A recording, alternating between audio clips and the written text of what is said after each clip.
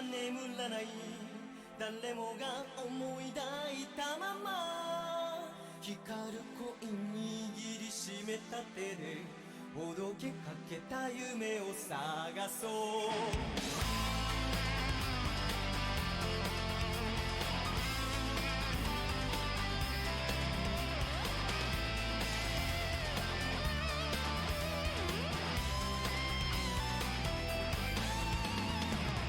消えたメモリー探し続けてる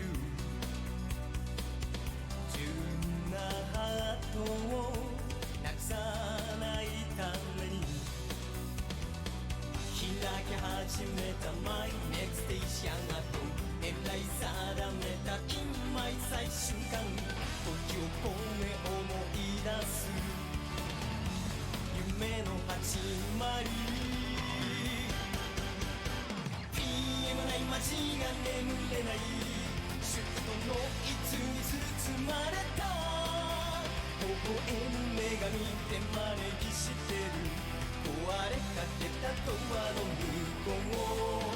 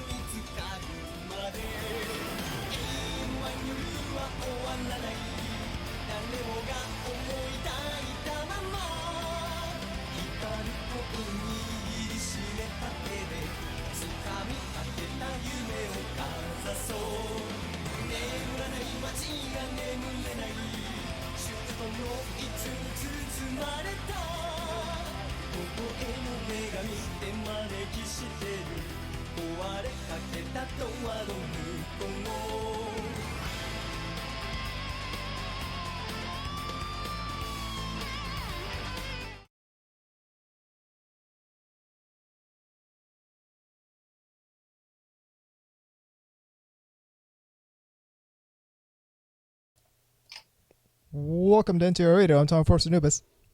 I'm K Gods. I'm VZ Mark II. And we have a guest. Neon Tasters in the building. Hey guys, how's it going? Hey. Say hello to all those out there in movie land. In podcast land. Yeah. Well. Anyway, instead of our normal thing, we're going to actually just kind of go right into the meat of this. We're doing the last of our History of Anime serial. And because of that, being last and the newest, it's a lot harder to do. So we kind of changed it up a bit, and we picked less than 30 picks just to sort of kind of, well, you know what I mean, to cover the spread as best as we could. But also, it was real challenging because we'd be sitting there and be like, should we put this in here? Put this? No, this doesn't have really. You mentioned it while we were off air, recency bias and all that kind of stuff. Yeah, I mean, I'm looking at the things we're going to talk about, and it is heavily skewed towards the first part of the decade. Yeah.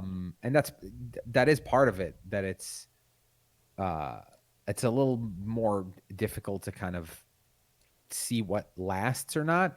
Although I do feel like maybe the second half of this decade is not going to be incredibly memorable, because there already isn't something that you're saying like, wow, that's super popular now, but will it be in 5 years? I mean, I guess there's like stuff we're going to get to, like My Hero Academia, but that's like long running at this point. Right. And that's and you the almost other want thing. to you almost want to judge a show like that on a slightly different scale. Like if you take Hunter x Hunter, which I didn't mention specifically for this, which ran for, half the decade, essentially. It ran from like 2011 to, I don't know, 2016? Right. I mean, how do you do that? Do you still recognize it as like a 2011, or do you just kind of look at it as an ongoing expansion? Yeah, and it's so present for so long, like JoJo. Take a show like that. Which is another thing we kind of didn't mention, not because it's not important or interesting or anything like that, but because it's actually much older. Yeah, and it's still around now, like currently. And more popular than ever now. Yeah, including with a lot of people who don't even like anime. And needless to say, you'll see them on Ani Twitter. They're about as fun as K-pop standing. And actually, I mean, that's actually something I think this decade might be known for. Is it has several shows that really kind of broke out and like well into normie society. Yeah, almost exactly.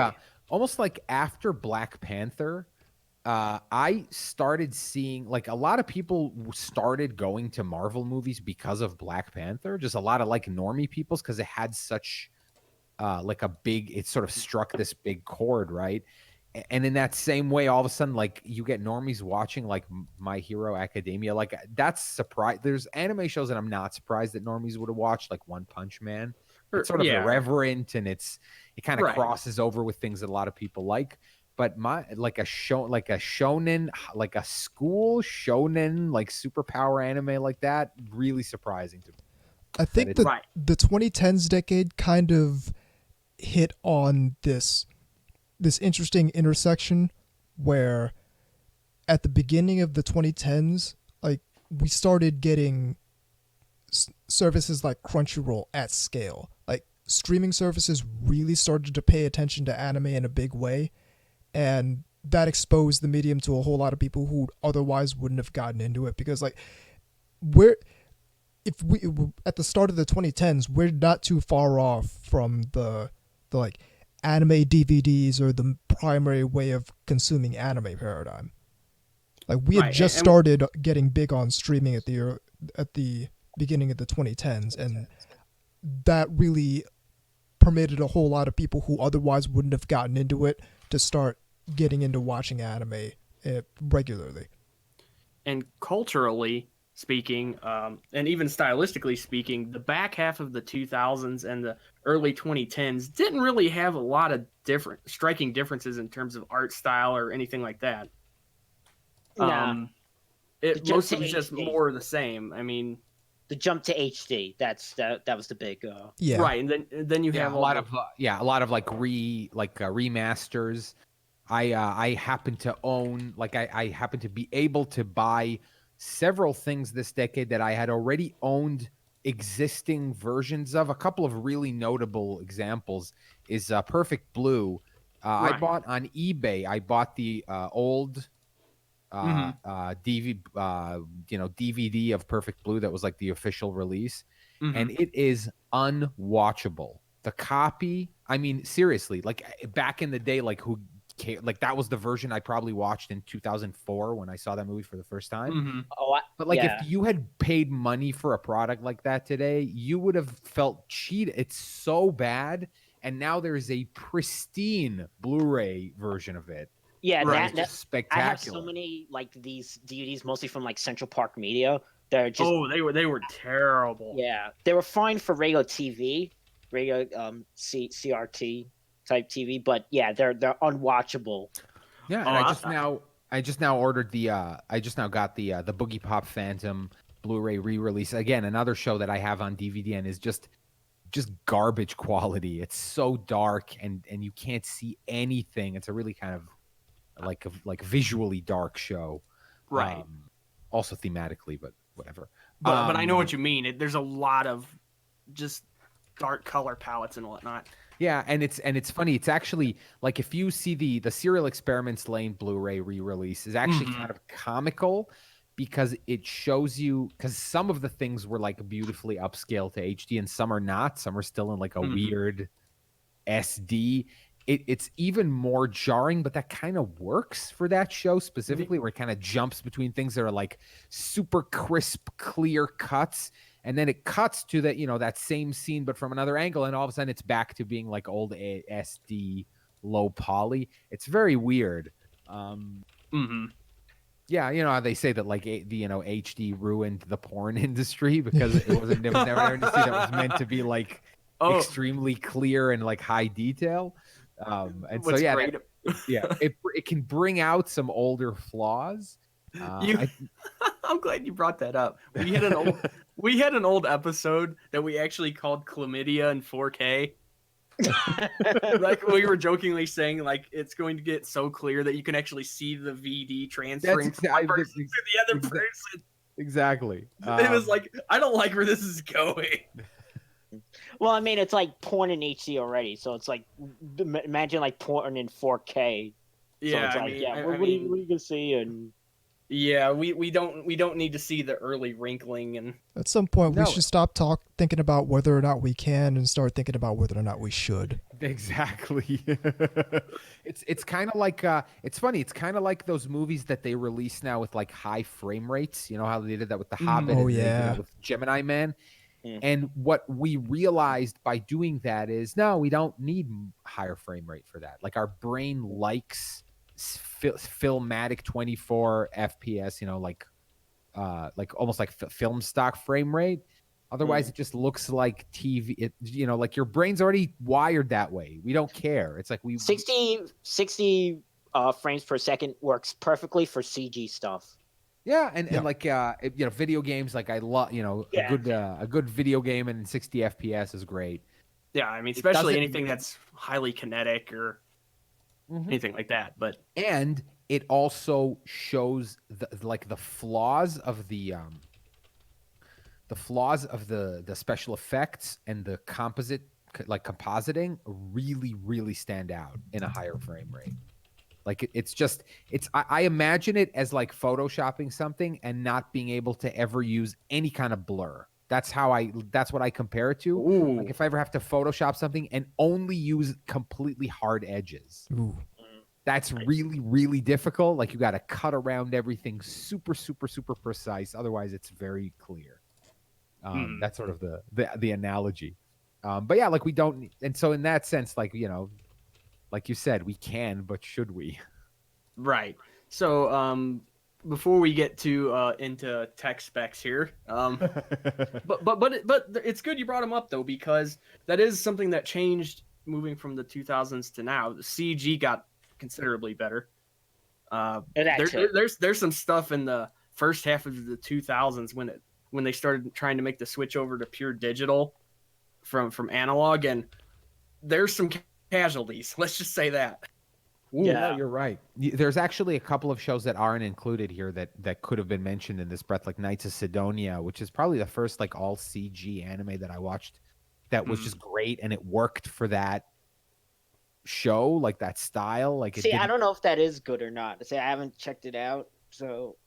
I mean, just on a pure visual level, I walked away from it feeling like that show is so weird and it's so like far in the bizarre future. It's kind of like a Warhammer 40K-ish bizarro future.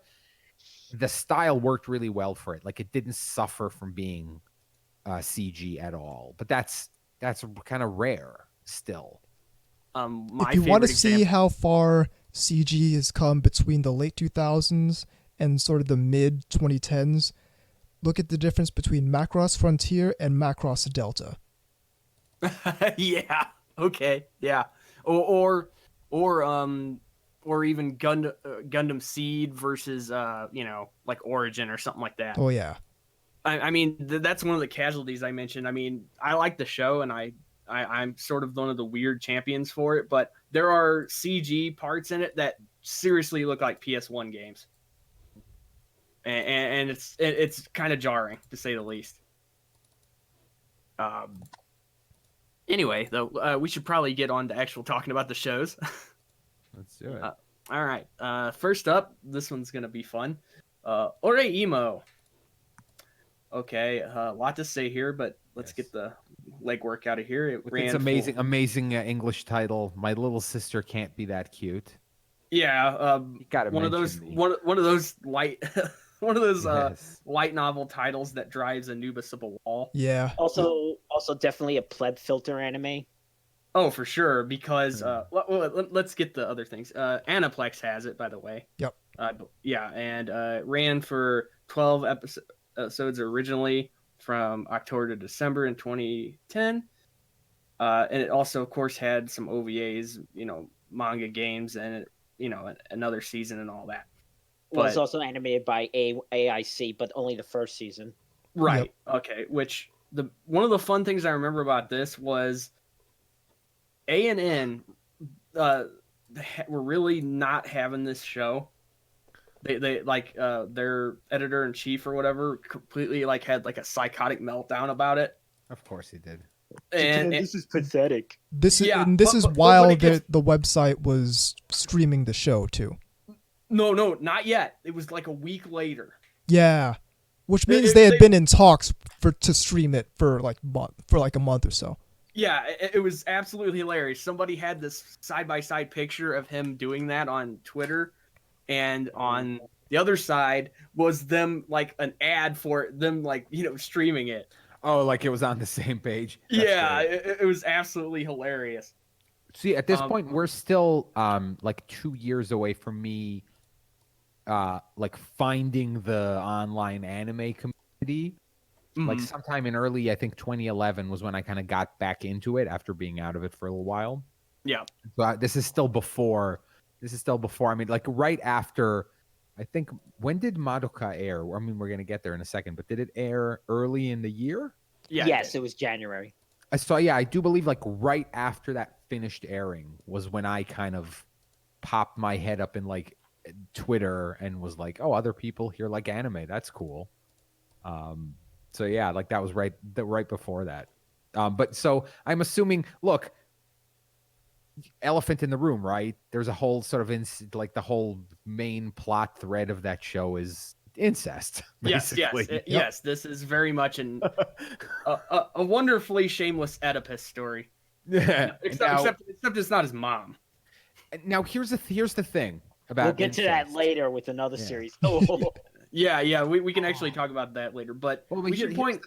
Well, I mean, I don't that's the thing. I don't know how back to basics you need to get with this stuff. But here's the thing about Japanese comedy: incest is still taboo in Japan, certainly. But it's played for laughs. That's the thing. Yeah. It's in Japanese comedy. Playing incest for laughs is fine. Here, you can only play it for drama. If a sister has a crush on her brother, it has to be in some horrific, sad Lifetime movie that involves therapy. Dexter. After all the original showrunners left Dexter, and it took a horrific nosedive, all of a sudden they introduced this incest kind of plot where Deborah decides that she's in love with Dexter. Now he's a foster child, but even despite that, it was a psychological trauma for her. Oh my God, I'm in love with my brother. And here in Japan, you could just play it for a joke. It's tee, oh my God, he's so hot, but he's my brother. Also people got mad about the show also because of the whole oh, she likes otaku games, Well, and the other thing was that people thought she was a bitch. Let's just be real here. A lot of people didn't like the tsundere thing that was still pretty big. Well, that's if the series that you've done about these decades is also about talking about what survives in the consciousness. Like, I never watched Oreimo at all, but I'm very aware of it. I mean, on that level, it's certainly, and I don't know if in Japan that aspect of it made it so like notorious. Here in the West, that's certainly part of its notoriety, or mainly its notoriety. You still see memes and jokes and screen caps all the time. Yeah, she got punched in the gut, right? By Hanakana. Right. And again, just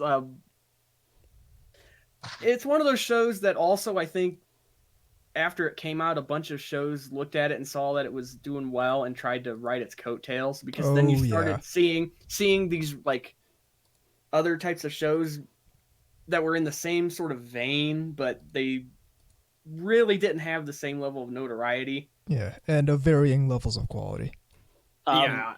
And then there's also the shows that do the incest thing and then play it as a troll deliberately, like No Game No Life.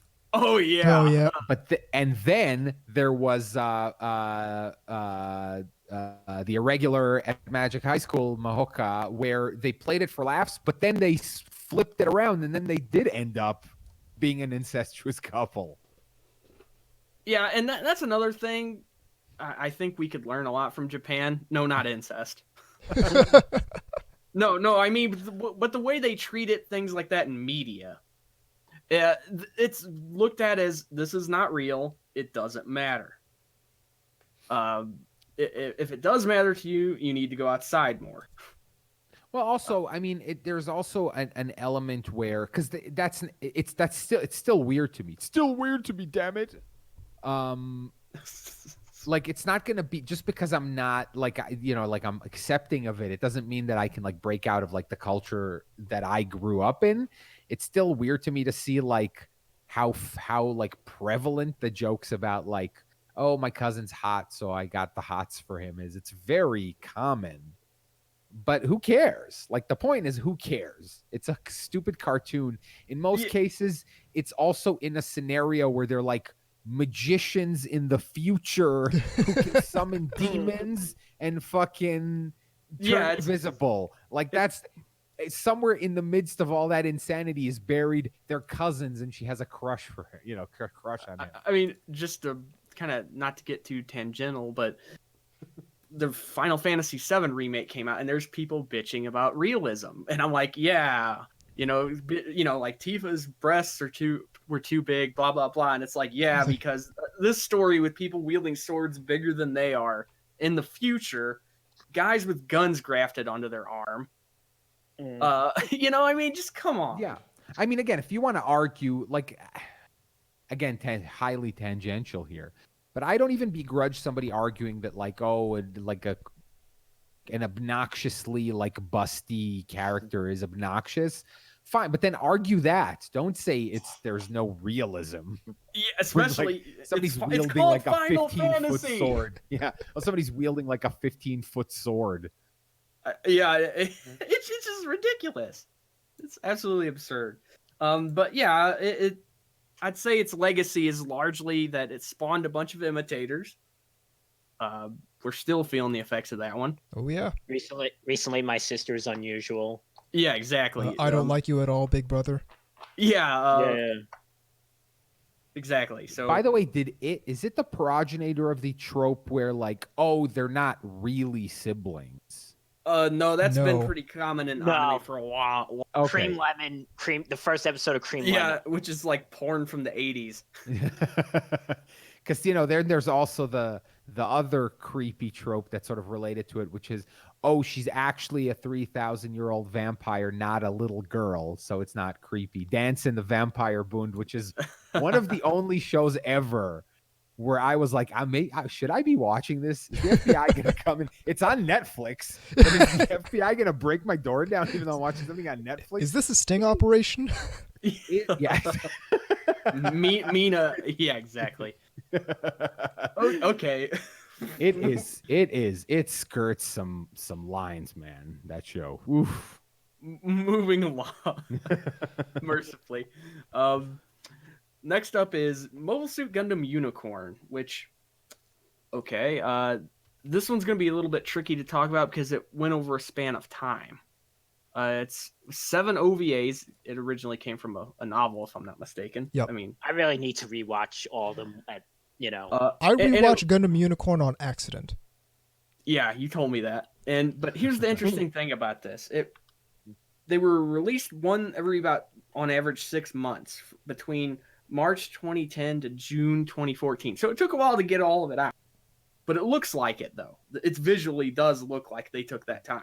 It definitely, I would say, kind of rekindled, along with other stuff, rekindled my interest in Gundam. Oh, yeah. It didn't wane, but I think it really brought me back in. I think it rekindled the Universal Century in general. There you go. That's that. And obviously, this is Sunrise, just like everything else. Naturally.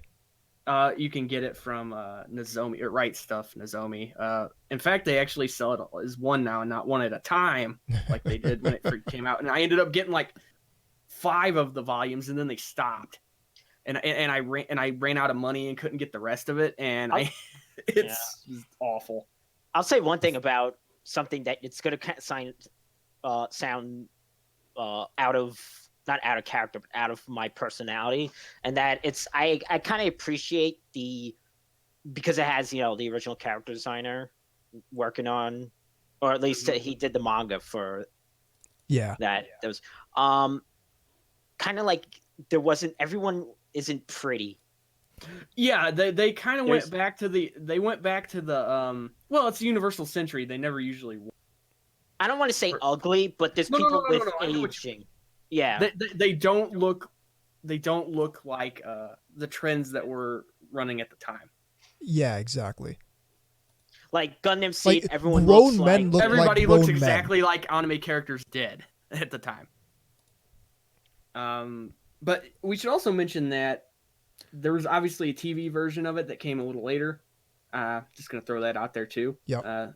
It ran in 2016 into 22 episodes. I don't really know if there's any significant difference other than it's got an opening, ending, and the places where they cut it. Yeah, they split it up into. I'm just gonna say this because I actually did watch it. I think they fixed a little bit of the art, but it's really nothing from what. And they did air it on Adult Swim, but Yep. I have a bitch about that version of it. They cut in really weird places. Like it does not work for me. Also, the opening and the end. Do you mean they split the episodes like in weird places? Yeah, I think they cut it in odd places, like because they're normally were OVAs. As you're talking, I keep getting reminded of shows that we haven't mentioned, and we need to. This is gonna take forever anyway. Like Gotcham Crowds, I totally forgot about. We'll get to the also Rands after. So I don't know. Like Gundam Unicorn is one I haven't watched. I took a picture with the Gundam Unicorn in Tokyo. That's the extent of my knowledge of That's Gundam still cool. Unicorn. But I actually like you were talking about the character design and having like older. There's another one from this decade. Iron Blooded Orphans also did that, where it had like a wide variety of character types. That's a fact. That was a good aspect of it. I kind of got bored of that show at some point, but it did. I couldn't get into that one. Sort of. I hear that it did follow its sort of ethos and whatever to the bitter end. It is very gritty, and it's kind of it's like an alternate universe. It's not exactly right. It's not exactly in canon. Oh no, definitely not. It's definitely its own kind of thing. And I like the first season of it more than I did the second one, but that's another discussion. Yeah. Well, anyway. It was very successful, like I said. I mean, so much so it actually ran here on TV, believe it or not. Like the TV version of it did. Okay, moving on. Speaking of things that this is one that was mostly mentioned just because the tie into an older link from the previous episode with this serial, and that's the second season of Strike, which continues. From the panties go more panties. Yes, Funimation has this, so pirate it. No. I already have the Blu-ray. Yeah. If I didn't, I probably would have. Just because Anyway, they ran from July 2010 to September 2010, 12 episodes. It's interesting because it left Gonzo and went to AIC Spirits. Yeah, Strike Witches gets passed around between various studios a lot more than other franchises. And it's not because it doesn't do well. Yeah, on the contrary, as far as I understand, it's a pretty successful franchise. Yeah, but it's just more of the same. If you like the first one, you'll like this one as well. It's literally more of the same. There's not a whole lot of difference between them, right down to the fact that the 7th episode in each is a goofy fan service episode. I'll say one thing, especially since I have the Blu-rays. The jump from, again, the first season where it's just standard definition blown up to high definition, but it's still blurry, versus the second season, which is in proper, more proper high definition. Okay, so I think that's really all we need to talk about that. If you've never seen the first one, so it's continuing the Moe military trend that will continue to grow throughout the 2010s and into there's the actually 2020s. a big explosion of that a little later. And that's the main reason I actually thought it was worth mentioning. Okay, so that's really the ones we were thinking of from 2010. For 2011... 2011, by the way, can I just say before we get into the show to discuss? Go for it. Was not only the best year for anime in the decade, but I'd say contender for the best year of anime, like since 2000. It was a good one. Just look at this. You get Steins Gate, you get Madoka, right? Tiger and Bunny, Anohana, Hunter x Hunter, Penguin Drum, Ungo, Dead Man Wonderland, Future Diary. What else do we have here? Yuru Yuri. Yeah. FateZero. There's a lot. That was a stacked year. Haganai. Really, so as well as Guilty Crown, but that show wasn't good. I mean, it was like beautiful and whatever, but you're still nicer than Wombat was crapping on stuff. That year, you know what else came that year? That was like one of those shows where I watched it once, but a lot of people loved it. I just thought it was okay. The one Anohana, the flower we saw. Yeah, that's one I still need to watch. I definitely remember my buddy. It's a tearjerker. Hung like a zombie was saying that too. He said it's really good, but it's really damn bummerific. So this is a big show. Speaking of bummerific, the next one we're gonna pick is I'm sorry, I don't care what anybody says. I'm not going to say it that way. I'm just gonna say Madoka Magica. I'm saying Magica. I just can't do that. Just call it Dokes. Yeah, Dokes. Okay, we'll work with that. Magical Girl Dokes. This one was a big one both here and there. Yeah. It ran from January 2011 to April 2011 for 12 episodes. Aniplex has it, so prepare to pay. also was the last 2 episodes there was a delay because of the earthquake. Yes. Right, and we should point out that this is the Studio Shaft put this out, and it was a lot of people's intro to this very strange and offbeat studio. See, all you had to get me on was like Shaft and Umi Oki as the character designer. Plus, it's directed by Imaishi, because Bucher was 2009, right? Did you discuss that one last? Yes. Yeah, we did. Because it is just that. I mean, I watched them in reverse order, but it is just exactly that. Like, it's just I mean, it's funny. Like, I guess I'm kind of knocking it down a peg now, years later. But it is just the style of Bakemonogatari done again with just a completely different franchise, which is fine. Oh, absolutely. The thing about Madoka was that introduced a whole lot of people to that style who hadn't seen Bakemonogatari before. Mm-hmm. Yeah, exactly. And everyone who knows Shaft was not surprised at all. Nuances and whatnot. Yeah, they weren't surprised at all watching Madoka. And everyone also, who doesn't it ushered in know the Shaft, version of But what? Say? I was gonna say Shaft was like crazy productive in the late 2000s, like around that mid to late 2000s was just like well, going a little backtrack, but I remember let's finish up the wrap up here. It also pairs director Akiyuki Shinbo with writer Gen Urobuchi. Right. Or as he is known as Bucher because of his grimdark kind of explorations. Apparently, before this, he was really famous for the Song of Seiya. Yeah. Yes. Which is a really disturbing eroge. Yes.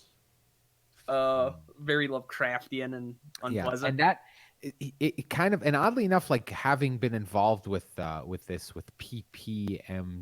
or whatever, whatever the acronym was, PMM.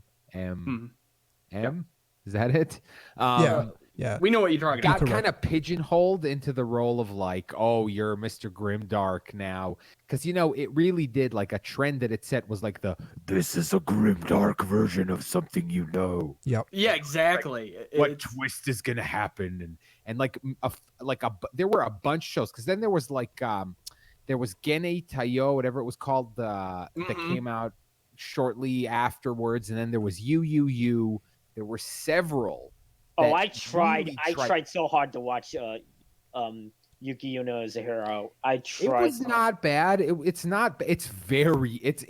leans hard into the grimdark. Like really hard. It started off okay, but again, it was just like, holy shit, are you really trying to do like Madoka?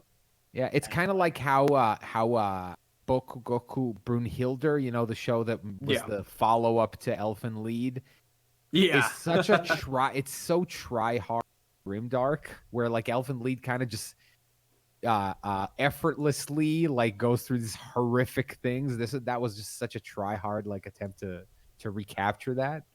But yeah, it's Madoka. It's great. It subverts your expectations. Yada yada. Which was the point. And speaking of ANN, the legendary review where they crapped on it. Of the where it was like just after like the first couple of episodes or whatever, like the first season impressions. No, and it was just like and it's just like I'll remember this forever. It says something like art 10 out of 10, story whatever. Yeah, that was the first many R's. And it was like because it was after 2 episodes, it was like right before the big. And then like their sponsors yanked their freaking collar or something because it was great. Amazing. But it just goes to show like that's such a great, because they really did that. And then it was very hard. Like it's really hard to then do that again. Like how many shows like really I kept saying that like because I was even the new one didn't do it for me. Because we should point out that there are movie versions. Yes, that came later. Yeah. Which I actually like the movie versions because they're fine, but again, they're just supplementary material. Yeah, no, I was just thinking of like because like I said, what it did is it was one of those shows that put people on edge for these kinds of twists. So like, oh look, it's a new show by and Urobuchi's involved or it's, someone else who is not known for making like happy-go-lucky things is involved, and then you're like, oh, you get suspicious already. Oh, School Live. Exactly. You start. School Live was that. School Live. Exactly. I did not know that there was going to be I knew something was up. I watched it with the knowledge that some shit was going to go down, but I didn't know what. Yeah, that was an interesting, a similar idea in that it's a grimdark subversion of something that normally would just run every season or something like that. Yeah, and it has one of the most amazing first episodes of any anime ever, I think.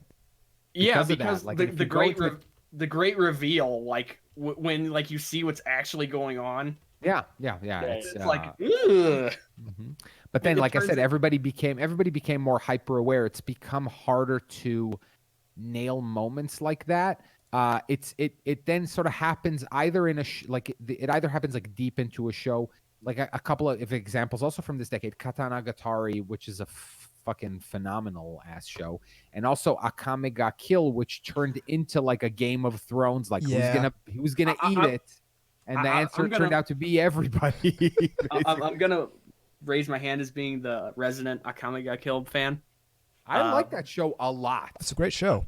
I actually ended up watching it on regular TV. I was bored and sick one time, and I was just laying there like, oh, there ain't nothing on. And it was on demand, so I popped it on. And it obviously was the dub, but and I was like, well, I'm not doing anything. And worst comes to worst, I can just turn it off, you know? So, and I ended up actually enjoying it a lot. And first, I was surprised that they actually got this on TV. It's violent as shit. It is quite violent, yeah. Like, I was like, holy crap, how did they get that one? Yeah, and it's white, because we're just about the next show that's actually a great segue, because it was made by Studio White Fox, who also made Steins Gate, the next anime that we're going to discuss, and kind of emerged in this decade, I think, as like one of the most outstanding studios, like in terms of track record. Like they're just they're good for sure, extremely high quality. There's a couple of other shows that they made that we're going to discuss later. In this decade, and like, yeah, I can't, like, it became a name very quickly, almost out of nowhere. Because was what you would call it? Was Jormungand this decade, or was that last decade? That was this decade, yeah. Because that's also a White Fox show. Like almost immediately, they became this studio where it was like, oh, White Fox is involved. I'm gonna definitely watch this. It's almost like Madhouse, except in the sense that you can attribute a certain quality to it, but unlike Madhouse, it's usually you're not actually just throwing darts. Whereas Katanagatari was essentially like the first. They did Tears to Tiara, which was like in 2009, but like the rest was like every show of theirs is like a great show. Katanagatari, Steins Gate, then there's Jormungand season 1 and 2. The Devil is a Part-Timer. Yep. That's another great show. I need to check that one. It's really good. And then, Super Seniko and Gochi Usa, which we're going to discuss later. Akame ga Kill. Yeah. Can I just mention mention Last Tour? What? Girls Last Tour. Oh, they did. Yeah, Girls Last Tour. Goblin Slayer was also there. Rezero, another very big show from this decade. One thing I want to throw out there, one last Akame ga Kill bit. Really love the soundtrack, and I realized why. It's done by a guy named Taka Iwasaki. Yep. And also Katanagatari, Noragami, one of the best anime composers there. And like, if you saw the Rurouni Kenshin stuff, like the movies or OVAs rather, not movies, and some of that, even in Witch Hunter Robin and some of that stuff, he did the music for those. Oh, okay, yeah. I'm seeing his list right now. Like, even if you don't like the shows, I guarantee you'll like the music. Now and Then, Here and There, Read or Die, excellent soundtracks, all of them. Yeah. No, he's a phenomenal. Like many of the soundtracks that he does are like, like listen to the album type of. Exactly, and it's truly like classical music. It draws from. I mean, there's a lot of like sweeping kind of grandeur to it. Good stuff. But okay, moving on to Steins Gate. Okay, now where to start with this? So it's the second anime adaptation of what they call the Science Adventures, the Kagaku series. The first one was Chaos Head. Yep. Mm-hmm. Which was weird and not a good adaptation of the source material. Yeah, my girlfriend's actually playing the the actual game now, and said that most people that like the game do not like it very much. Right. Well, and then they did Chaos Child later on, which is like a spin-off of it, and then some of the scenes repeated from Chaos Head. I did a side-by-side back when it was new. Mm-hmm. But it is, I think Steins Gate is probably one of the best visual novel adaptation, like anime adaptations, because they're really hard to do, because there's a million routes, and what are you going to do? And it's always like this dilemma, right? What route are you going to choose? Right. That's like what. That's a problem with any kind of show like this, really. Right. And so, and yet somehow they pulled this off like really well. And then also supplemented it with the OVA, and then later on with the beta episode, which then leads into Steins Gate 0, which is essentially like another, like a tangential universe. Like they're exploring other roots of this world in kind of creative ways that are also thematic to the weird science shit that goes on in this show. Yeah, and this was 24 episodes in an OVA. It ran from April to September that year. White Fox, you already mentioned that, was the studio, and Funimation has it in case you want to get it legally. And any show that combines the talents of Mamoru Miyano and Hanakana, the show worth watching, in my opinion. Mm-hmm. He put those two together. I think, if I'm not mistaken, the Japanese equivalent of Mao. This was, I think, number 1 or really up there.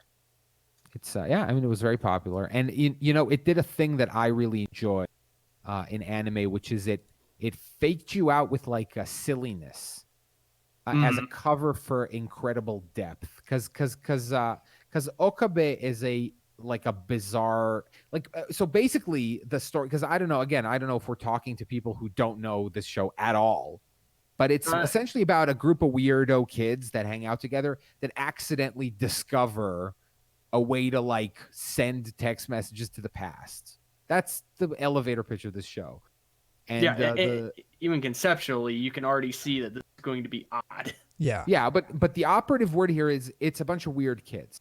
He's weird. He pretends to talk on the phone with a special agent. He pretends he's a mad scientist, and he hangs out with this weird girl that at many points in the show is a little hard to tell if they're trying to tell you that she's sort of developmentally disabled somehow or just juvenile. It's a little hard to tell.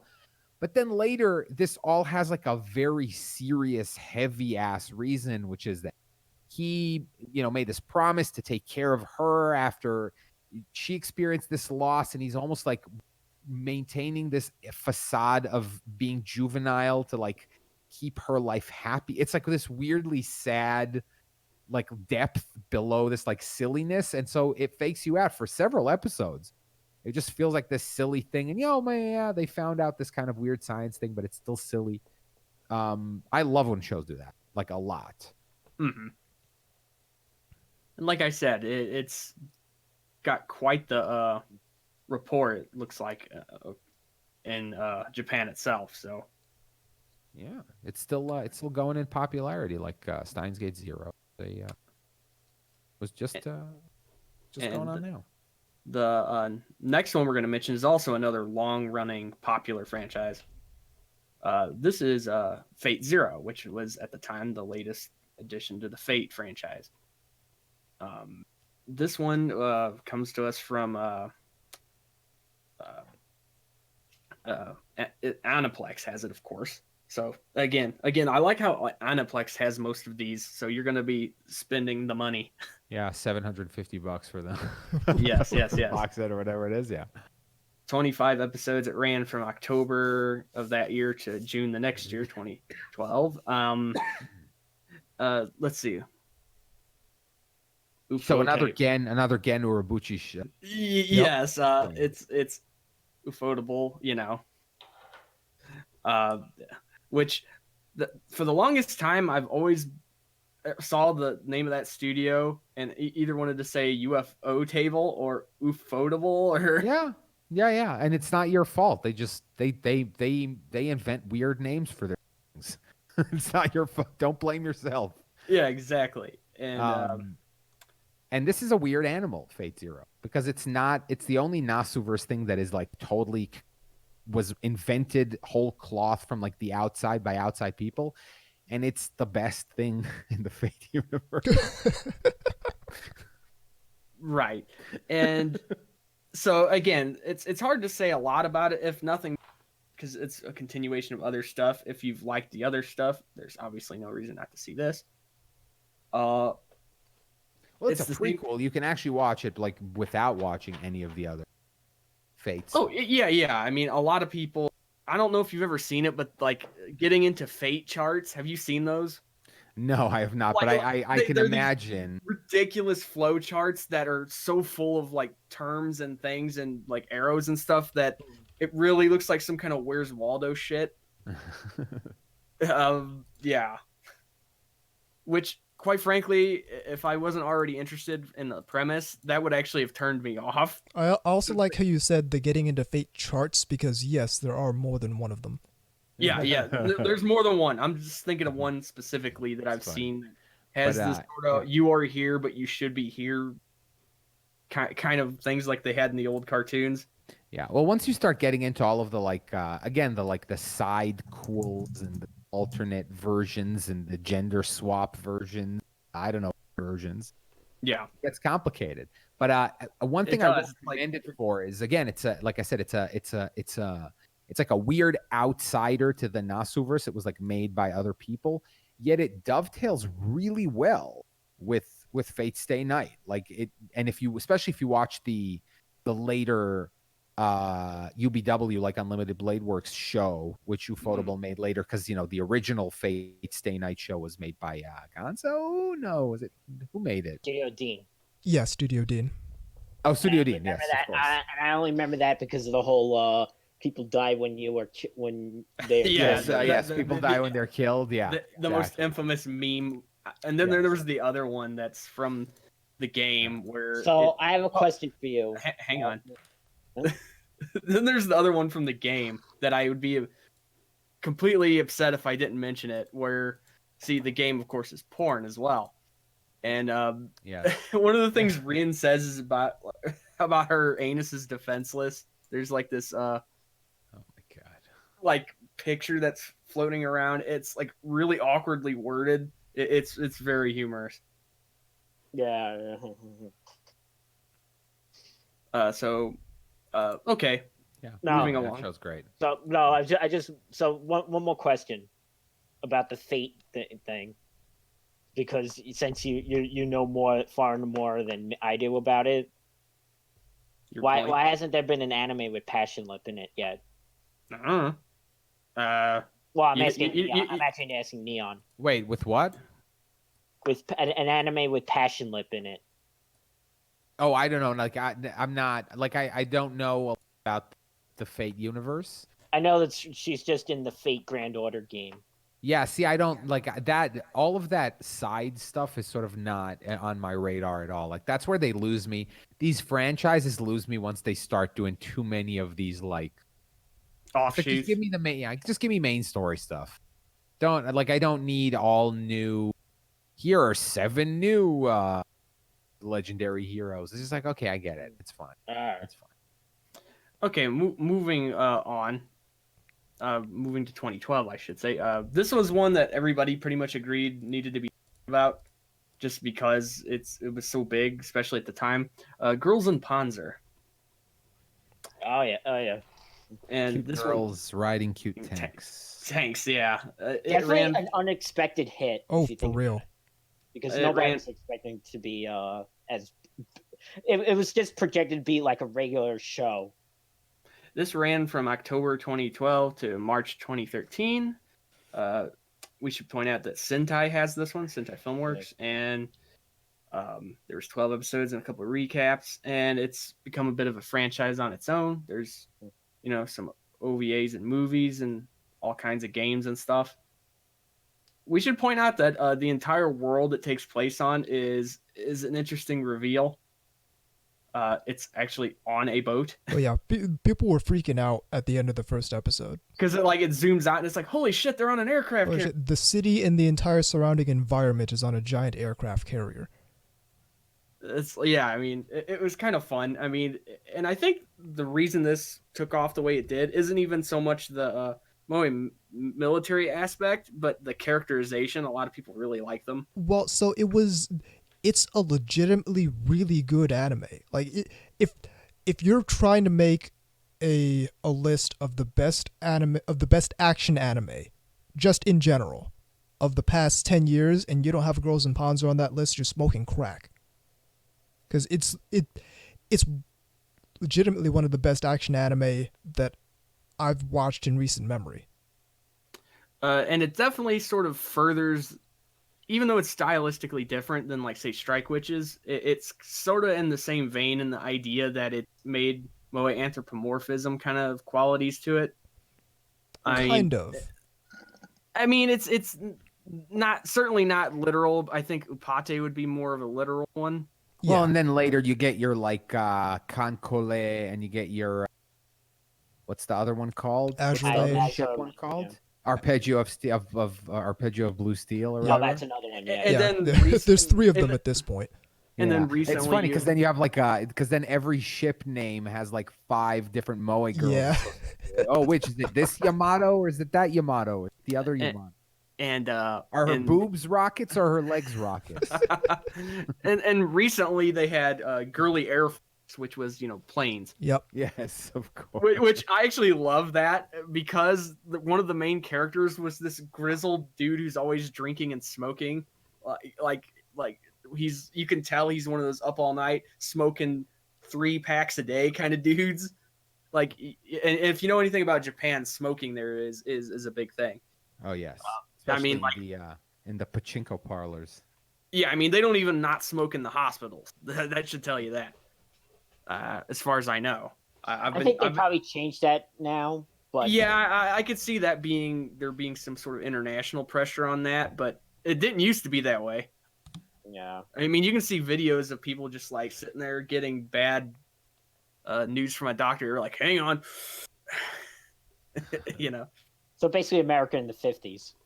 Kinda. Yeah, that's actually an interesting observation there. So it's like any old movie from like 1980 and before, and it's like just people always smoking. Yeah. Any show or movie. Girls and Pawns are just nobody expected that to be as big as it was, especially given the subject matter. Oh, did I? And just do a little bit of backtracking. In 2013, I think it was, I went to AX, and they had a giant fucking tank out there, like in front of the convention center, and like cosplayers like on it. It was a real fucking tank too. You remember those pictures, right? Oh yeah. Wait, which con was this? Anime Expo 2013, I believe it was. Is that where's that, like Vegas? It's actually in LA. In LA? Yeah, they probably have some kind of place that rents out like defunct military vehicles for like shoots and stuff. Oh, I'm sure. I just got to think of like where they got a tank, Yeah, exactly. And like you had like the girls on it, like taking pictures and stuff. I still got them, from my. Because if it were Vegas, I would have guessed that it was just some dude who lives in Nevada. Somebody who thought they were going to storm Area 51. Yeah, no, everybody who like runs like a brothel in Reno, and he owns a 50 cal, and he has an old tank. He has like an old Russian tank. He's the it's dude, Nevada. Oh God, he's Bert from Tremors. Exactly. He's like his own ammo. Yeah, exactly. It's like hey, we got to use cannon fuses for these. What are those for? My cannon. Oh shit! I'm glad you knew who I was referring to. Of course, and that's the funny part of that character is that he's like a kook, right? But then then like in all of a sudden when emergency hits, they need the kook. It's kind of like preppers and coronavirus. They're all like ha. Yeah. Now the 5,000 N95 masks I bought aren't looking so stupid now, idiots. yeah, exactly. It's like, I got burrows of fucking toilet paper. Yes, exactly. It's like I got a 15 by 15 foot vault full of toilet paper. It's like rubbing his paws together and like trying to click on eBay and. He's diving into a pool of toilet paper like he's Scrooge McDuck. Yeah. He has like a toilet paper roll pit, like a ball pit. Yeah. Like Charmin rolls. He's got a special angel soft. This is the first one I ever used. He's making angels in angel soft. Oh, like snow angels, like in fucking toilet paper. This is a bad Halloween visual. Okay. Continuing on to the next yeah. Evangelion 3.0. You can not redo. I still haven't seen that. I own it. I bought it at release, and I still have not seen it. Damn. I know, right? This is if you thought 2 was weird and a departure. Well, see, that's why I need to watch. Like now that there's the re-release of the actual show. Mm-hmm. I need to do that. I need to rewatch it and then the rebuilds, just to get the full impact of the blood. You know, like get full on. Anno does not make this any easier. In fact, like before we came on, I was actually jokingly talking about him spinning around in one of those corporate chairs, like throwing up money and like. Okay, I think we should go with one of my picks. Yep, that's what we're doing. Ava 3.0. Yep. Yeah. We're just talking about that. Yeah. So I picked this because, well, Saint Evangelion. Obviously, it's Ava's always been popular and will always be popular. Mm-hmm. So, but the reason why I also chose is just it was such a divisive movie. It really was. A lot of people just kind of weren't feeling it. Yeah. I mean, it was because the other two were so, especially the first movie, was so like following the events of the TV compilation movie, basically. Yeah. Essentially. And then 2 was like a divergence. I would call it like a remaster. You know, like how you get like a video game remaster now, like or like a remake, like the Resident Evil 2 remake. You know, you get like a remake like that. But let me ask you this, because again, I haven't watched the third one yet. Is the departure in it Anno just being crazy Anno in the same way that TV show just doing other stuff, or because like if this were an American franchise, the number one culprit for something like this would have been studio intervention. The studio wants this. They don't want Shinji to be this is Anno. Weenie. They want Shinji to be a hero. Nah, yeah, it's definitely Anno because this is 100% Anno. Because what happened was, Anno basically like what happened. What we kind of found out now is he really wanted to make something else, but he found his new story. His story was just very similar to Ava, so it just basically let's remake Ava. So this was gonna be Doki Doki Panic. Oh, don't He remind essentially me. reskinned it into an Ava. It's an Ava reskin. So, but it's a Neon Genesis Doki Doki Panic. I mean, I see this movie as kind of like taking you're kind of taking a fanfic and just making that into a movie, because it's like has a lot of, even the Avas are all like, okay, here's basically let's take the oath, the Kai, but it has a Scythe now. Or if you just really have a pirate thing going on. Oh yeah. Also, holy shit! I mean, I can't complain. I love the Build Aka look. I bought that hat. Yep, I have the hat too. I have the hat. We actually it's just a cool looking hat. I mean, I wish I had an actual high quality. Like I wish I had that like a leather or something like that. Because it is just a legitimately cool looking hat. But that is more forgivable to me, because he's a crazy person doing crazy person stuff, and sometimes that works and sometimes it doesn't. Anime directors in general are usually in that realm. Yeah, except that and sometimes there's more and less forgivable. I'm just gonna keep throwing out names of epic anime from this decade that I forgot to put on the list. But if you take Haruhi Suzumiya, for instance. Oh yeah. And the utter fiasco that was Endless Eight, which was a bunch of anime creatives trying to do something creative. It wasn't the studio saying we don't have enough money, make the same episode 8 times, guys. It's more they sat around and they put their creative minds together and they were like, this is going to be amazing. And we're going to troll our entire fandom. Let's see if we can get away with this.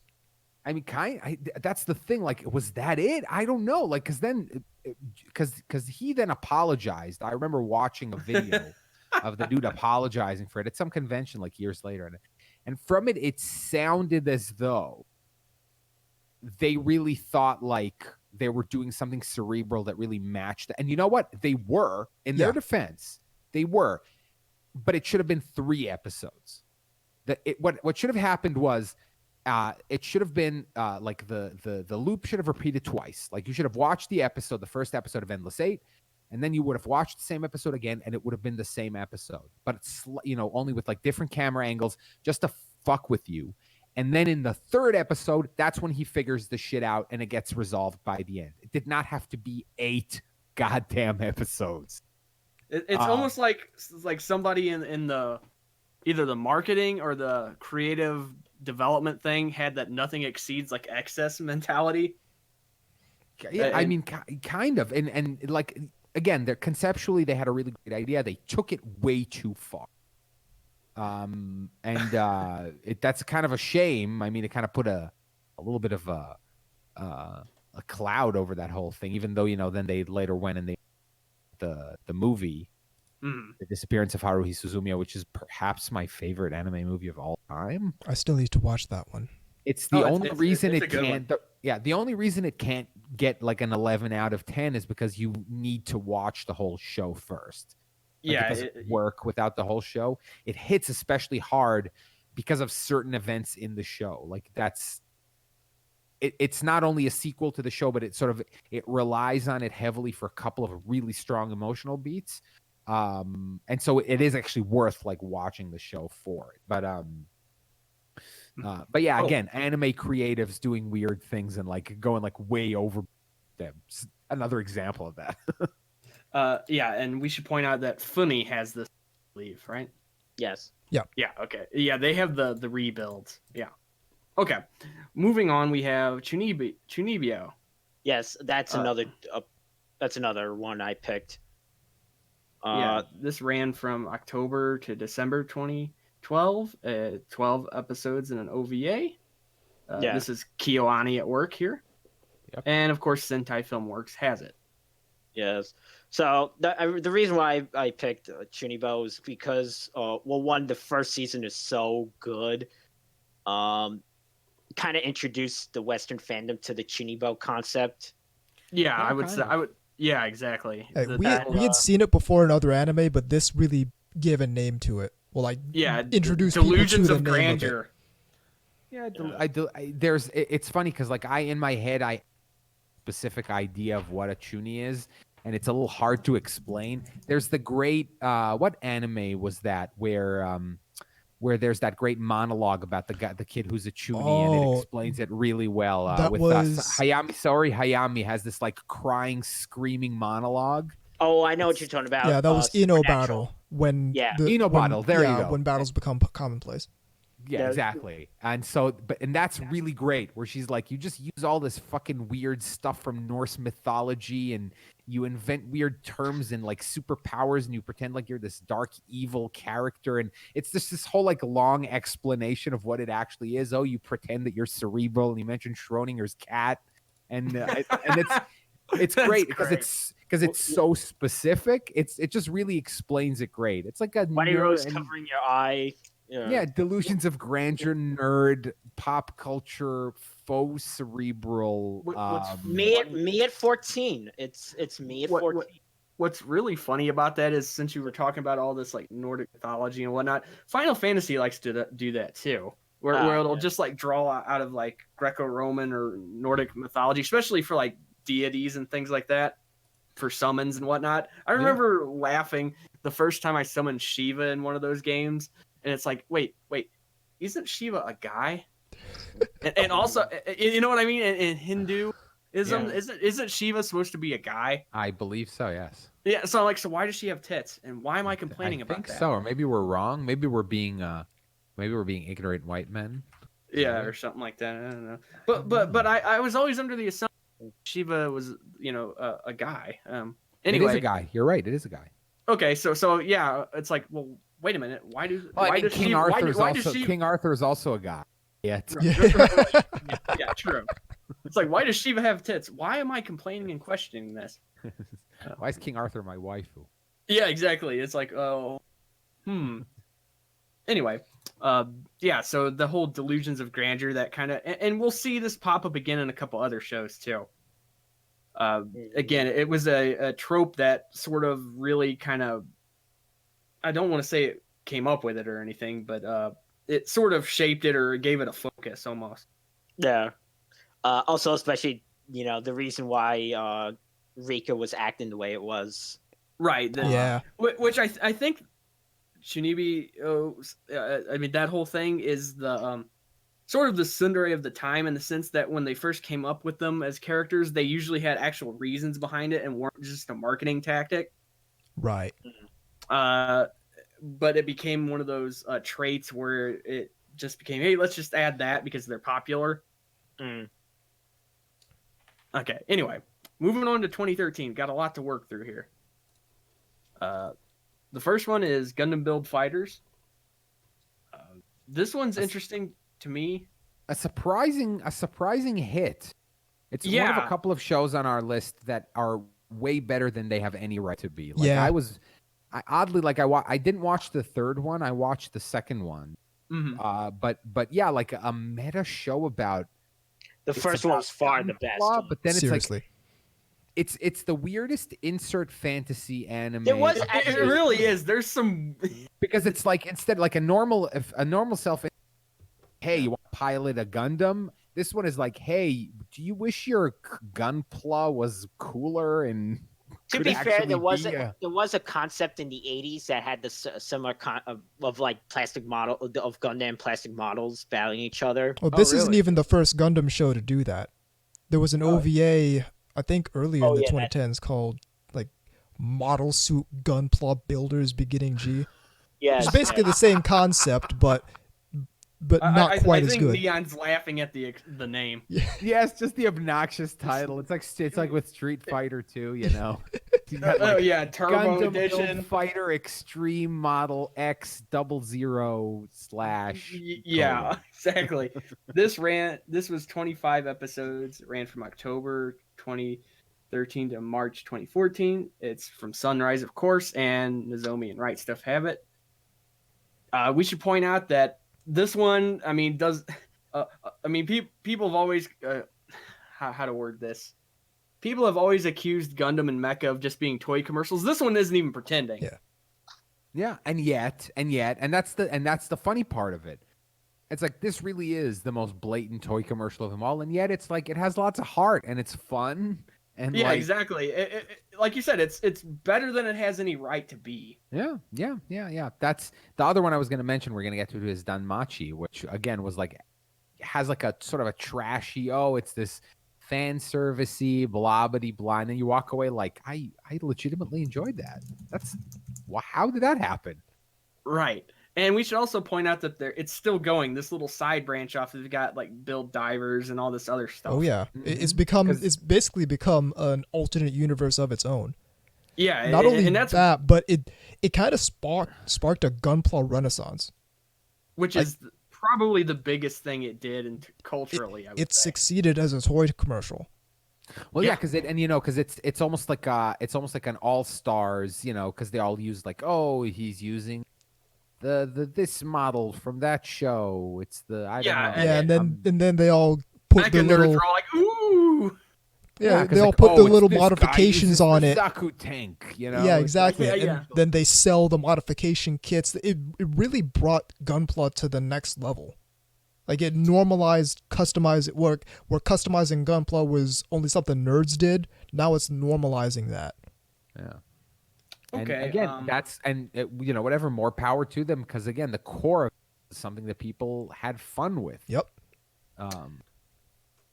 This next one is a big one. Okay. Kill la Kill. Okay. This ran for 24 episodes, 2 seasons. It was broken into 2, right? It was like they aired 12, and then they split core. Yeah, split core. Thank you. I couldn't remember what. Yeah. Anyway, ran from. That's also something that kind of rose in this decade. You're right. There was more of that kind of stuff. Yeah.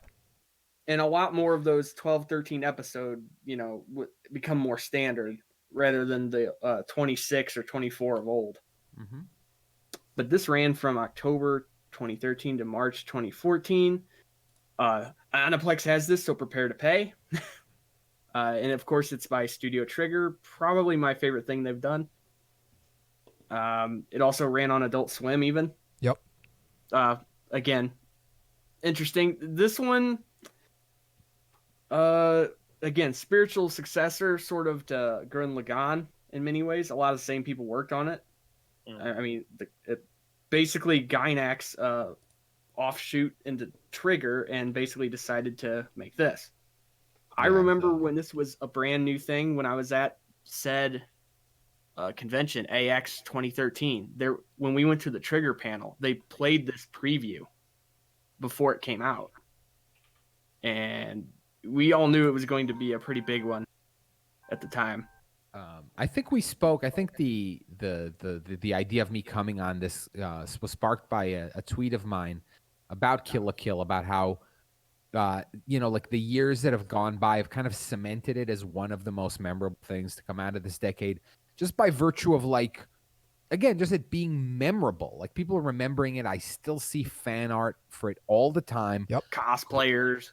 Yeah, they're crossing over shows of now. You know how they'll cross out they'll cross every new thing with Evangelion, right? But they do that kind of shit with Kill la Kill now too. Here, see, like when was that AX? That was 2013. So like what month in 2013? Oh, it was July or June or July. Okay, yeah, because I'm like, I see my tweet about the first preview for Kill la Kill, May 10th, 2013. Right, so that was like the first look that they had from it. I remember that first visual of Ryuko with the scissor blade. Yeah.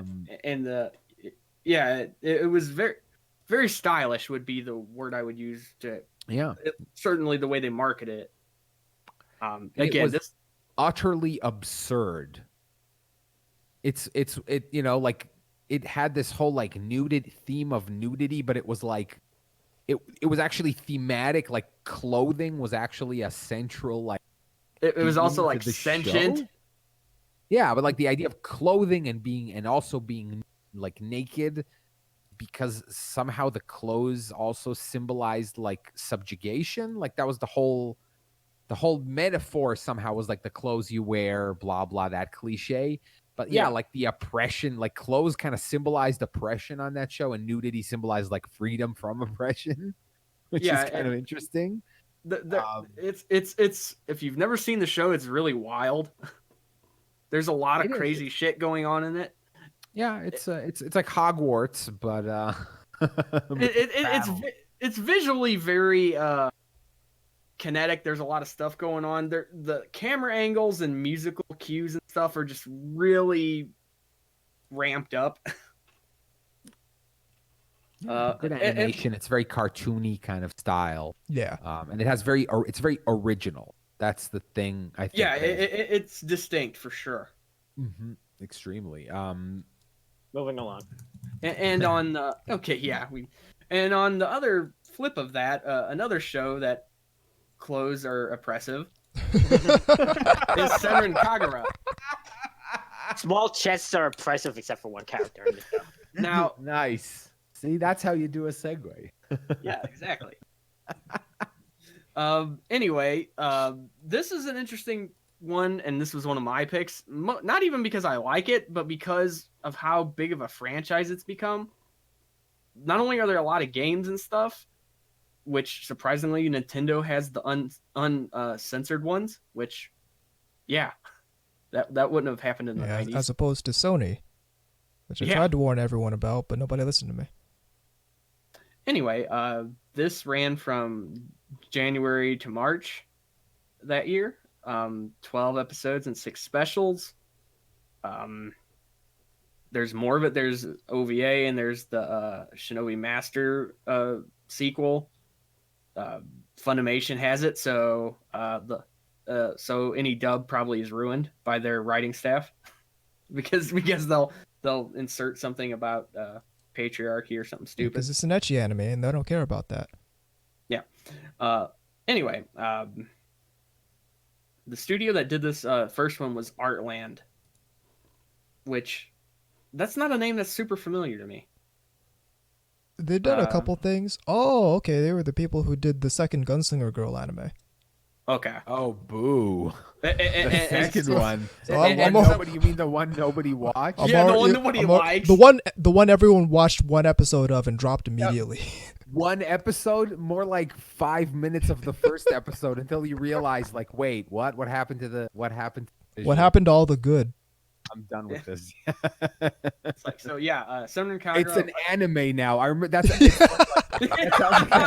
sounds like an insult, but like that's literally what I felt like when that happened. It's like, oh shit, it's an anime. You remember you're watching an anime. Yes. So yeah, that's all we're gonna say about the lesbian booby ninjas. Moving on. Don't take that shitting on Artland as shitting on Senran Kagura. Senran Kagura is actually good. Yeah, it's actually pretty fun. It doesn't help that it's eye candy. Moving along, we have this one. This one was a last minute pick by me. I'm glad I remembered it. Space Battleship Yamato 2199, also known as Star Blazers. Yes. If you're a heathen American, yeah. If your idea of Gatchaman is Battle of the Planets or G-Force, then yeah, because it was because it was offensive. Yeah. That's why they called it Star Blazers, because naming something Yamato in the 80s was more like more problematic than it is now. Mm-hmm.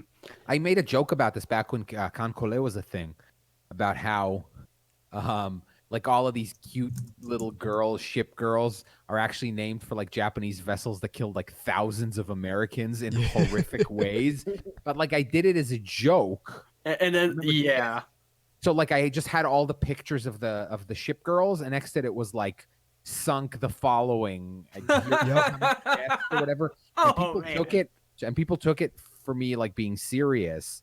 Oh. And it turned into this whole thing of like, oh, you're triggered, and it was like a culture war thing. And I was like, no, you idiots, I'm kidding. Like the point is, if you start nitpicking it like this, then you get to like absurd levels such as here's the death toll for this fucking kawaii sub girl.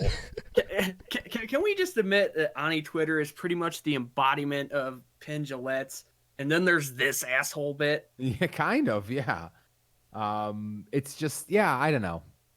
Okay, to continue on, this is came out in wait a minute, hang on here. Okay, yeah. This is ran from, let's see here. It's got kind of a strange original run here. Yeah, because it was also kind of split, but then there was delays, or I can't remember. Yeah. So, I mean, it says originally premiered on April 6, 2012, but then it says April 2013 to September 2013. That means it might have premiered at an event. Yeah. Yeah, it did. On something called Family Gekigo, something like that. They probably played like the first episode on TV a year out. Yeah, it's kind of like when Family Guy first came out. It was on during the Super Bowl halftime, or after, not halftime, after the Super Bowl.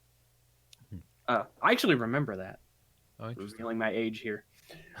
26 episodes. The studio was split here because AIC did the first 10, and then Zebek did the rest of them.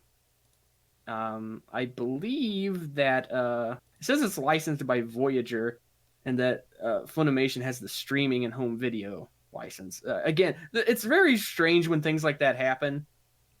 When you have to kind of splice it between different things like that. The big thing about this is that, of course, Space Battleship Yamato is a really big title there in Japan. I mean, it actually, I think, if I'm not mistaken, did better than Star Wars when it came out originally in like theaters. That wouldn't surprise me. Yeah, and it's like it is up there. I mean, it hasn't had like as a successful like presence as a Gundam, but it is as classic a franchise as Gundam. I think. Yeah. Yeah, if you like space operas, you definitely got to watch that. Early to mid 80s, if you go around like in 1983, those are like the big ass names, right? Yamato. I mean, and this is of course Leiji. He's this really big writer, and generally, I mean, he's 82 now. Again, he's been in here. He's been here since anime became what it is. Let's just say that. Like, if you watch space opera anime, you owe something to Space Battleship Yamato. And apparently, Toshio Maeda is a big fan of Leiji Matsumoto because he actually mentioned him when I met him when we were at that con. The man has good taste. Well, I think he was talking about how the studio ripped him off or some shit. And he's like, he's how you would. He spoke pretty good English. He said he's how you Americans would say, asshole. I thought that was funny, but it not only did it kind of restart this franchise, but again, didn't models and stuff take off from it again? It had a really small big model renaissance of its like the Star Blazers brand came back along with the Space Battleship Yamato brand. I don't even know how this happened, but you started seeing Star Blazers 2199 models everywhere. Yeah, I mean, like you'd even see something weird like that in like your Barnes and Noble, you know, because you'll have the little area where they have like model kits and gunpla and figures and stuff. Yeah, and you'd see this model kit from a ship that wasn't even in the show. Actually, the weirdest thing I've seen at a Barnes and Noble was them selling drones right next to the stone. I love that. I was just like, huh. I guess after you've learned Portuguese, you got to take out the drone for a spin. Anyway. Yeah, excellent anime, and it kind of modernizes the series. Because like back in the 70s, Yamato back in the 70s was a 70s anime, and all of what that means. So it was kind of a monster of the week sort of thing. So it brought it into a more modern paradigm where it actually it's more like Zeta Gundam than Mobile Suit Gundam. Right. Moving along, though, we have Love Live. Yes, that's one of my choices. It originally ran from January 2013 to June 2014. 26 episodes. No, 13 for the first season, and then 26 total. Total. Okay. Yeah. Studio Sunrise handled it, and for license. NIS, NISA. Yeah. I said NIS America. Yeah, for the license. Okay. No, I thought you for a second. I thought you were asking me. Yeah. No, I wasn't asking. I was telling you. Okay. And of course, it has a bunch of supplementary material, manga, light novels, games. It's an entire franchise, massive franchise. Yeah, it's a franchise. It's very popular both here and there, and it also sort of didn't give birth to it, but it really cemented that idols were going to be a big thing this decade. Yeah, because before there was Idol Master, but but that kind of stood alone in a way. And then this came out as sort of like not only competition, but brought its own like character songs, all the stuff, concerts and all that. Yeah. Well, it was besides Idol Man, it was like the best Idol thing. Also, I would also say that out of the two, this one is more popular in the States. Yeah. Definitely. Well, one, it's released in the States, and two, exactly. I think it's because of the lack of a producer. It's just the girls on their own. Well, not only that, but not even just that, but we don't have you don't have to go through a ton of games and stuff. Like there's a ton of games that were never released in the US. Exactly, yeah. It's a stripped down. See, I don't watch or know anything about any idol anime really, except that I know a lot about this one. Oddly enough, I mean that's sort of why I guess it's like an important example. Lots of memes. For sure. Nico Nico Ni. Right, which that's a lot of people hate that character, and I've never. If people see the original Nico Ni, the reason that clip is so funny, people don't get it. she's extremely dry and sarcastic in it. And she says something like, "Oh, and you need a catchphrase or whatever." And they're like what? She's like, fine. And like turns around. And then when she turns around, she's like, Nico, Nico, ni. Yeah, like it's contextually funny. Exactly. Like, and so everybody remembers like the cutesy thing, but you don't get that that's totally not the tone of that clip. It's like her putting on like a face.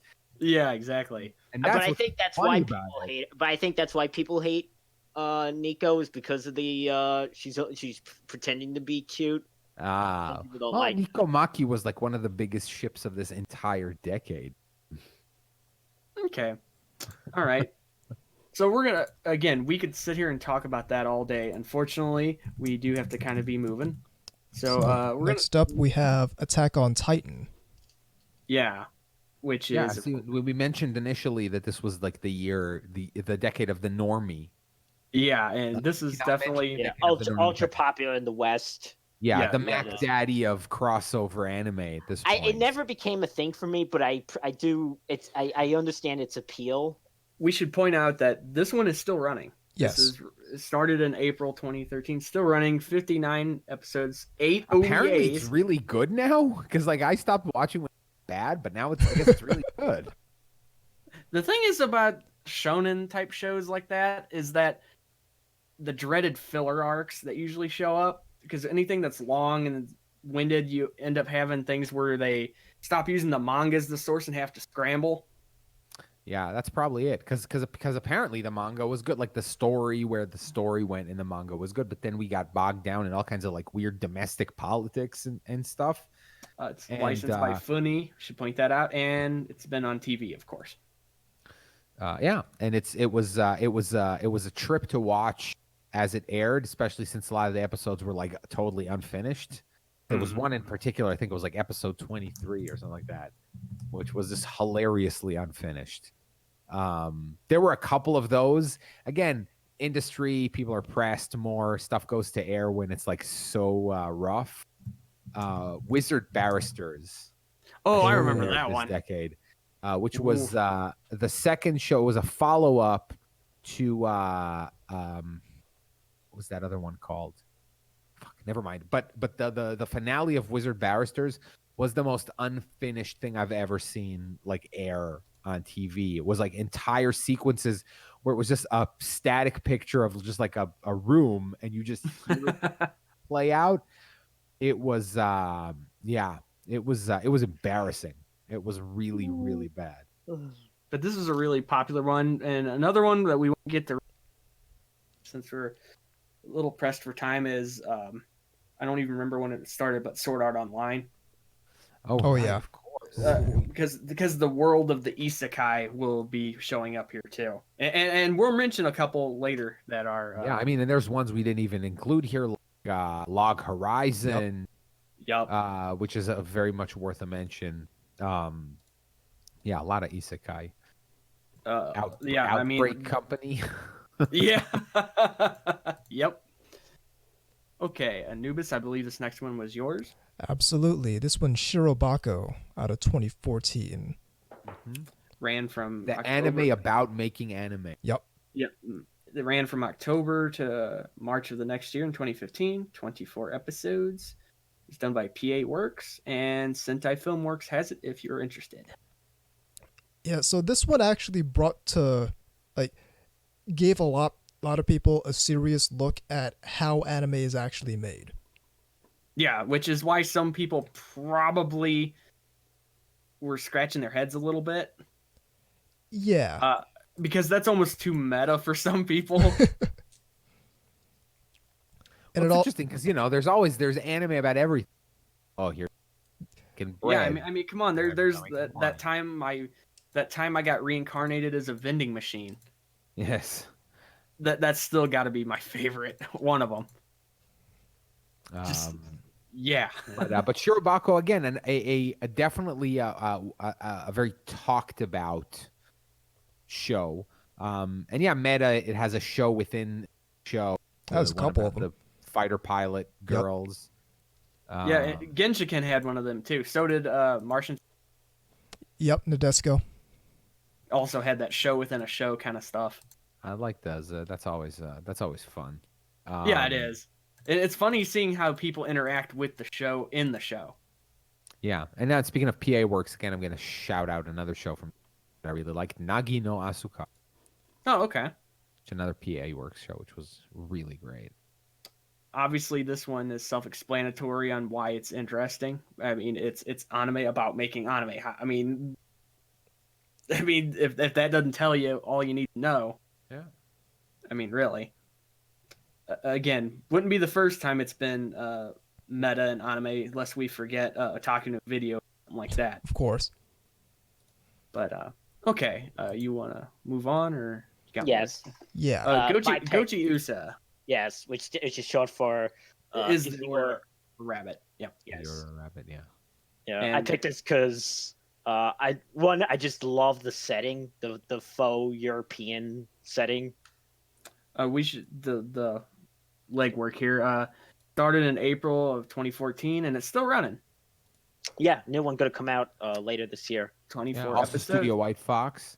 Yep, season 1 and 2 for it, and 24 episodes. Sentai Filmworks has it, and apparently Encouraged Films is doing season 3. Encouraged Films, I have no idea who that is. Well, I've seen the OVAs that they made, and those are fine.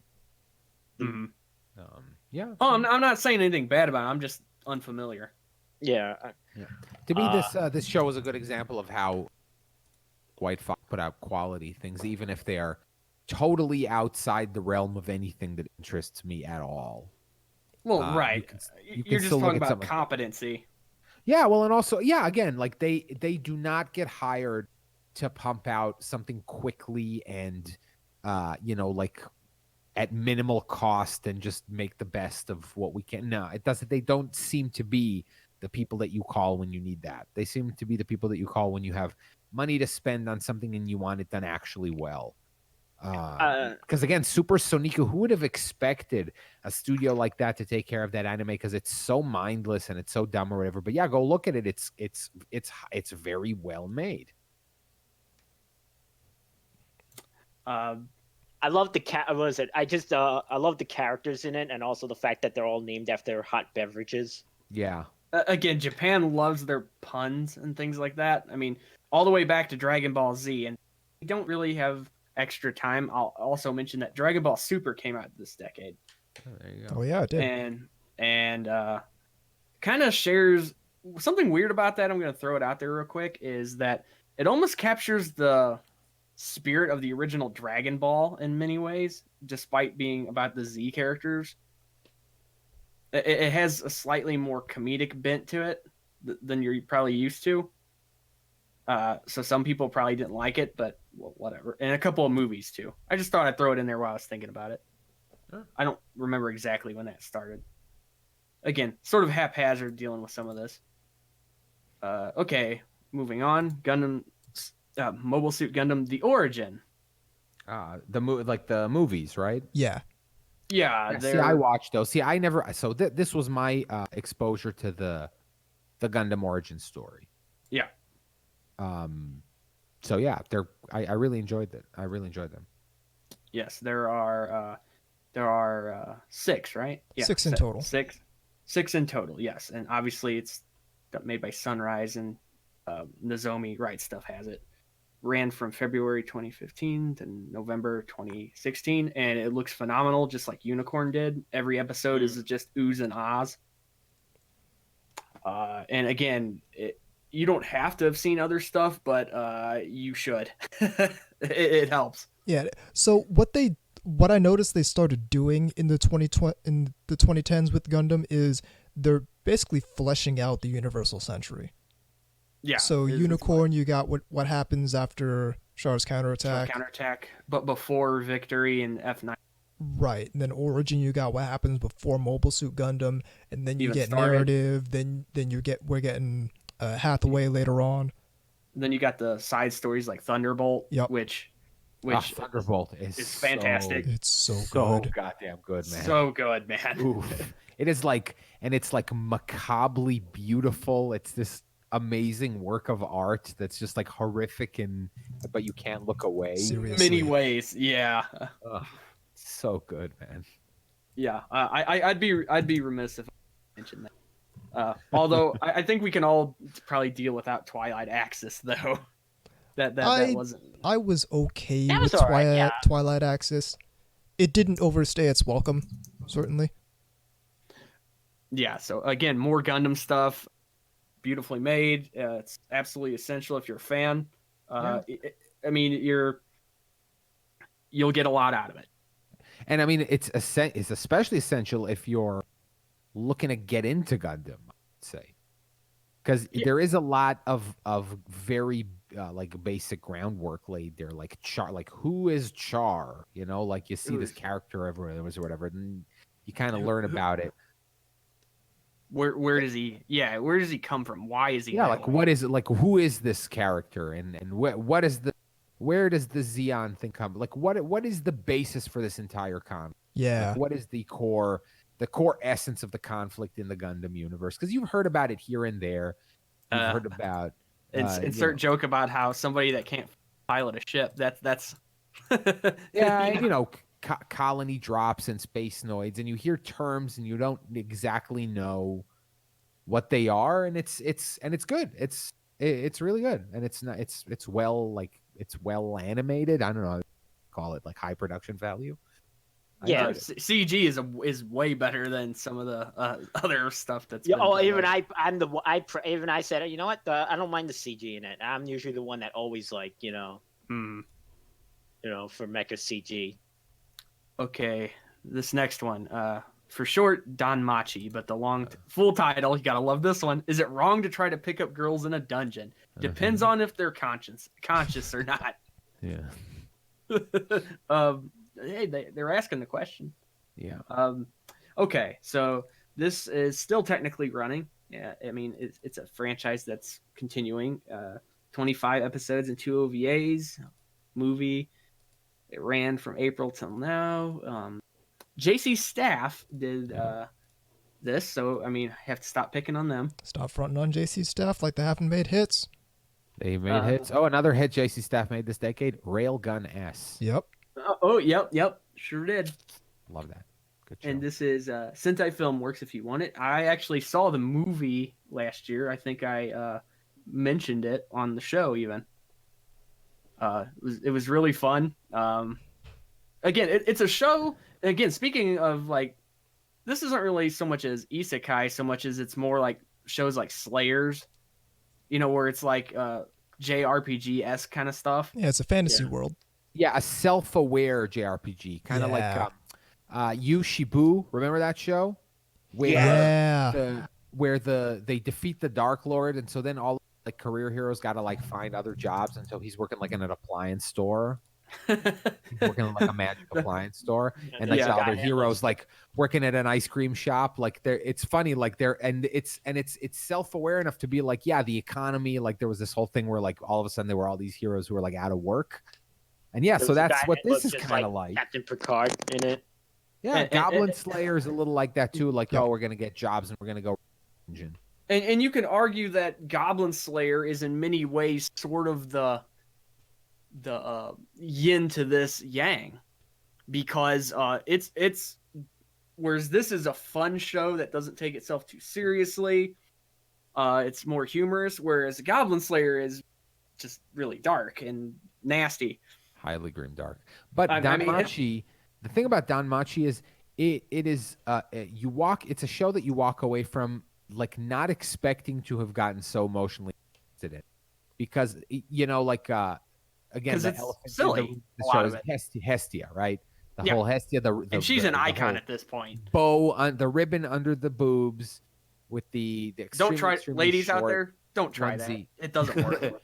But it was a huge. I mean, it was a huge meme. But and that visual, right? That a very it sort of telegraphs a very etchy sensibility or whatever.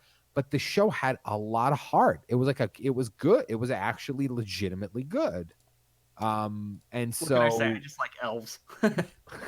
And Goblin Slayer. It's funny that you mentioned that, because I do feel like Goblin Slayer kind of pulled a troll. Like the way Goblin Slayer starts is you think you're gonna get a show like that. Hey, let's go to the dungeon, guys. Oh my god, everybody's dead. And I'm gonna be raped by monsters. You know, like that's it. Like and that's very graphic detail and like yes, no, I mean it kind of it pulls the rug out from under you, telegraphing a kind of Danmachi show. Like, oh yeah, we're in danger, but it's fine. We're gonna with be a wonderful we're all music dead. swell if you remember it. It just like Gare. Have you seen Rereleases? Is that's there's no way that's from this decade, right? I don't think so. I haven't heard that name in years. Yeah. Really? Because when did the anime? I don't know. No, 2008. Yeah. Okay. Yeah. Again, that it sort of blurs after a while. The end of 2010 because a lot of it just sort of like is melding in your head, sort of in that. Yeah. Because Gare-Zero, also like Sword Art Online has that too. So like one of the first sort of mini plot threads in Sword Art Online is where Kirito gets involved with a party that's like a way lower level and drags them along to a dungeon that's way above their level, and he gets them killed. Like they all die because of him. And that's kind of like what happens in the first episode of Goblin Slayer. And also Gare-Zero, again, another show that has an amazing first episode where it introduces you to a team of like these like demon hunters. It spends the entire episode setting them up, and then it kills all of them. Then they all die, and episode 2 just starts over like essentially. Why does the guest writer say Tamino? No. Yes. Well, I mean, okay. But yeah. Anyway, it's that. Yeah. So Danmachi, like I said, a way better show than it has any.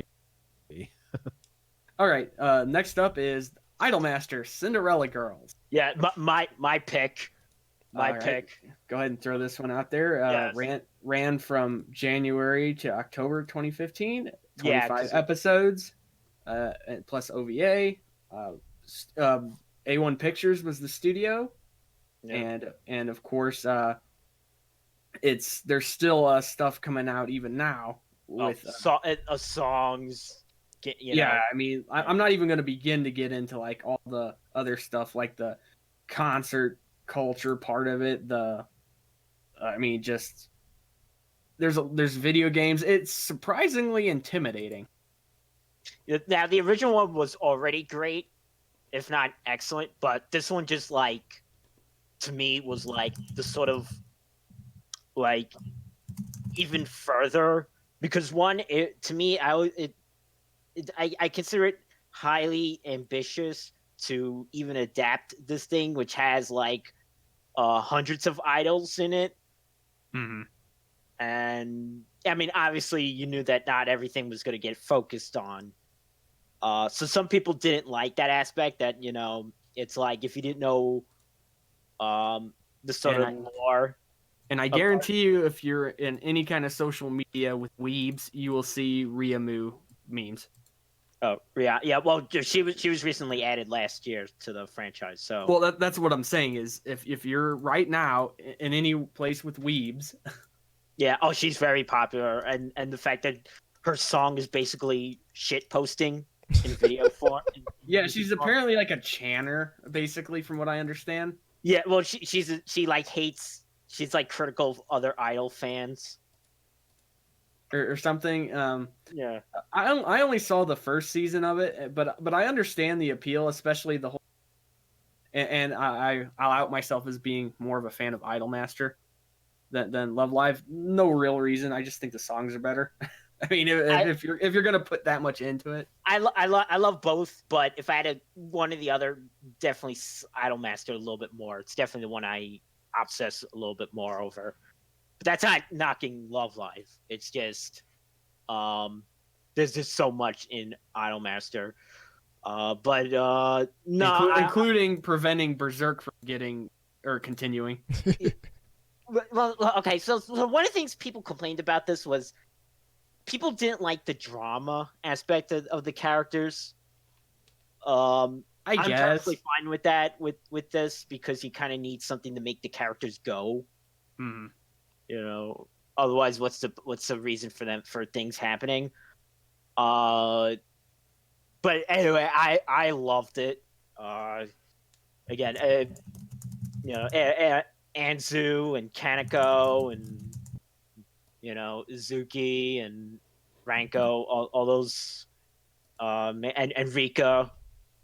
So, yeah, and also very well produced because it's A1 Pictures, which is like, because most other idol anime have dancing sequences be in CG, but nope, they go full out and do the regular animation for it. Well, having to go along because next up is an interesting one, One Punch Man. A lot of things. I mean, you could just briefly say like that's another like big crossover. Mm-hmm. Yeah. Anime and a big kind of meme generator as well. It ran from October 2015 to July 2019, actually. Yeah, because it had a second season, which I hear was terrible because it had a really low budget or something like that. Yeah, they switched studios between the season 1 and season 2. Right, between Madhouse and JC Staff. Oops.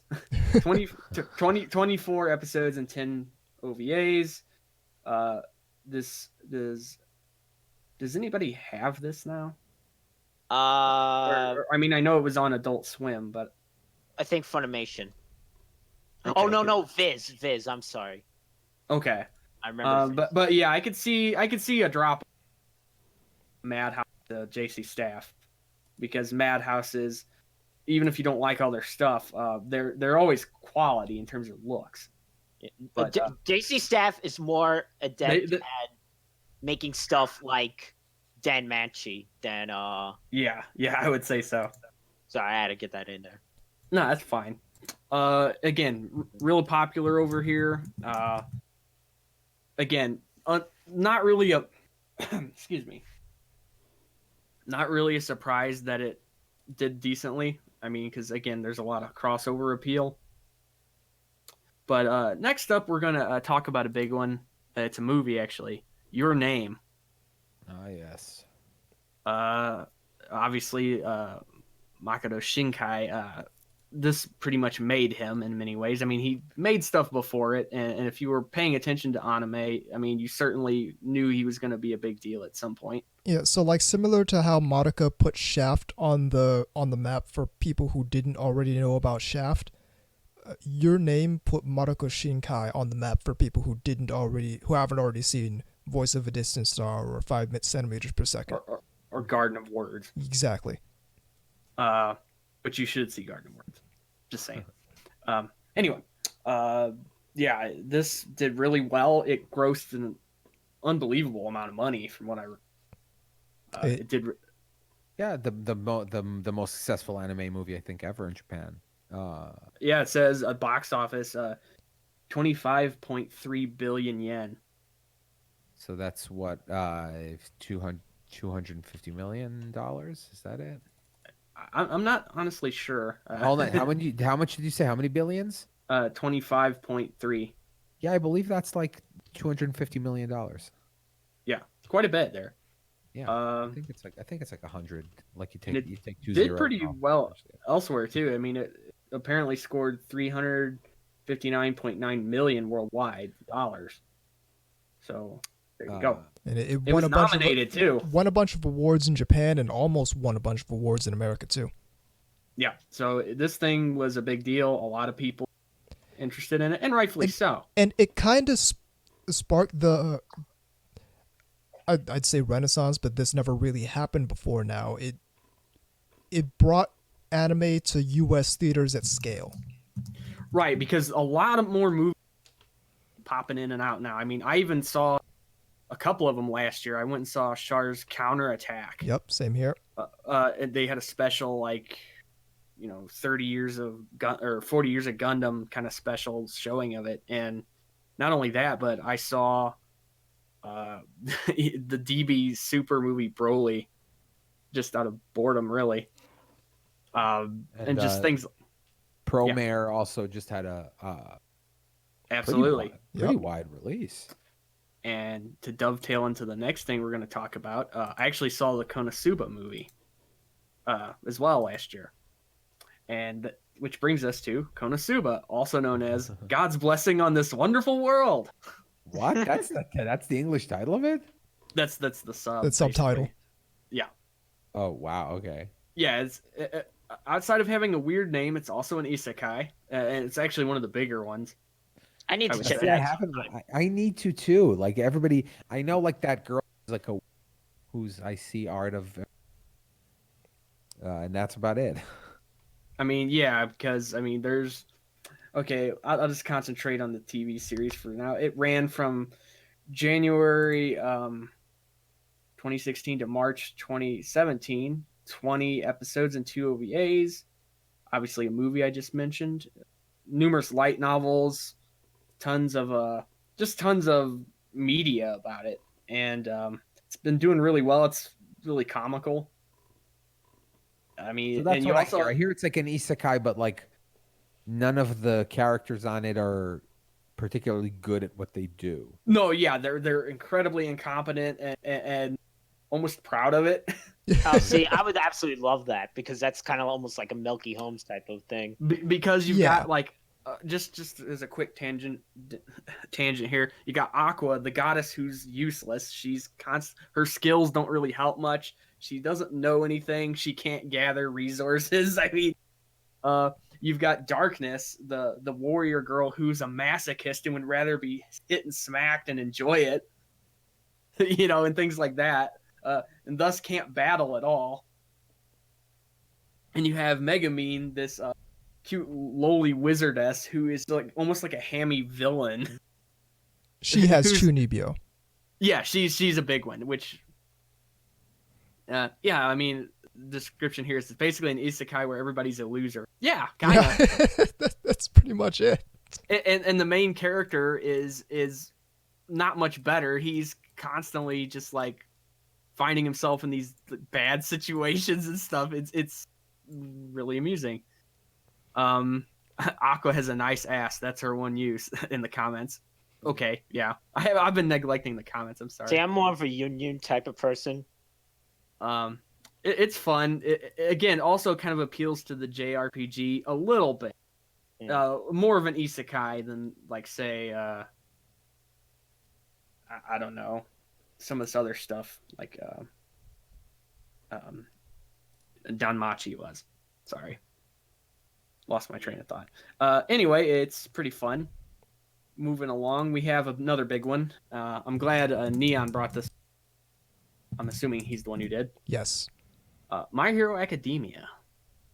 Yeah, another Mac Daddy of crossover. I mean, the level of normie adoration for what is typically a very sort of inside baseball type of anime. Also, a lot I of get. also a lot of terrible Tumblr art. Oh, don't remind me about those people. But I mean, again, yeah, something like a Dragon Ball Z or like Or I'm gonna race Avatar. Naruto or something like that. Sure, I guess those appeal to normies, but like something about this type of show where I'll compare it to like a Hunter x Hunter or I have a theory on that actually. about why it's so popular.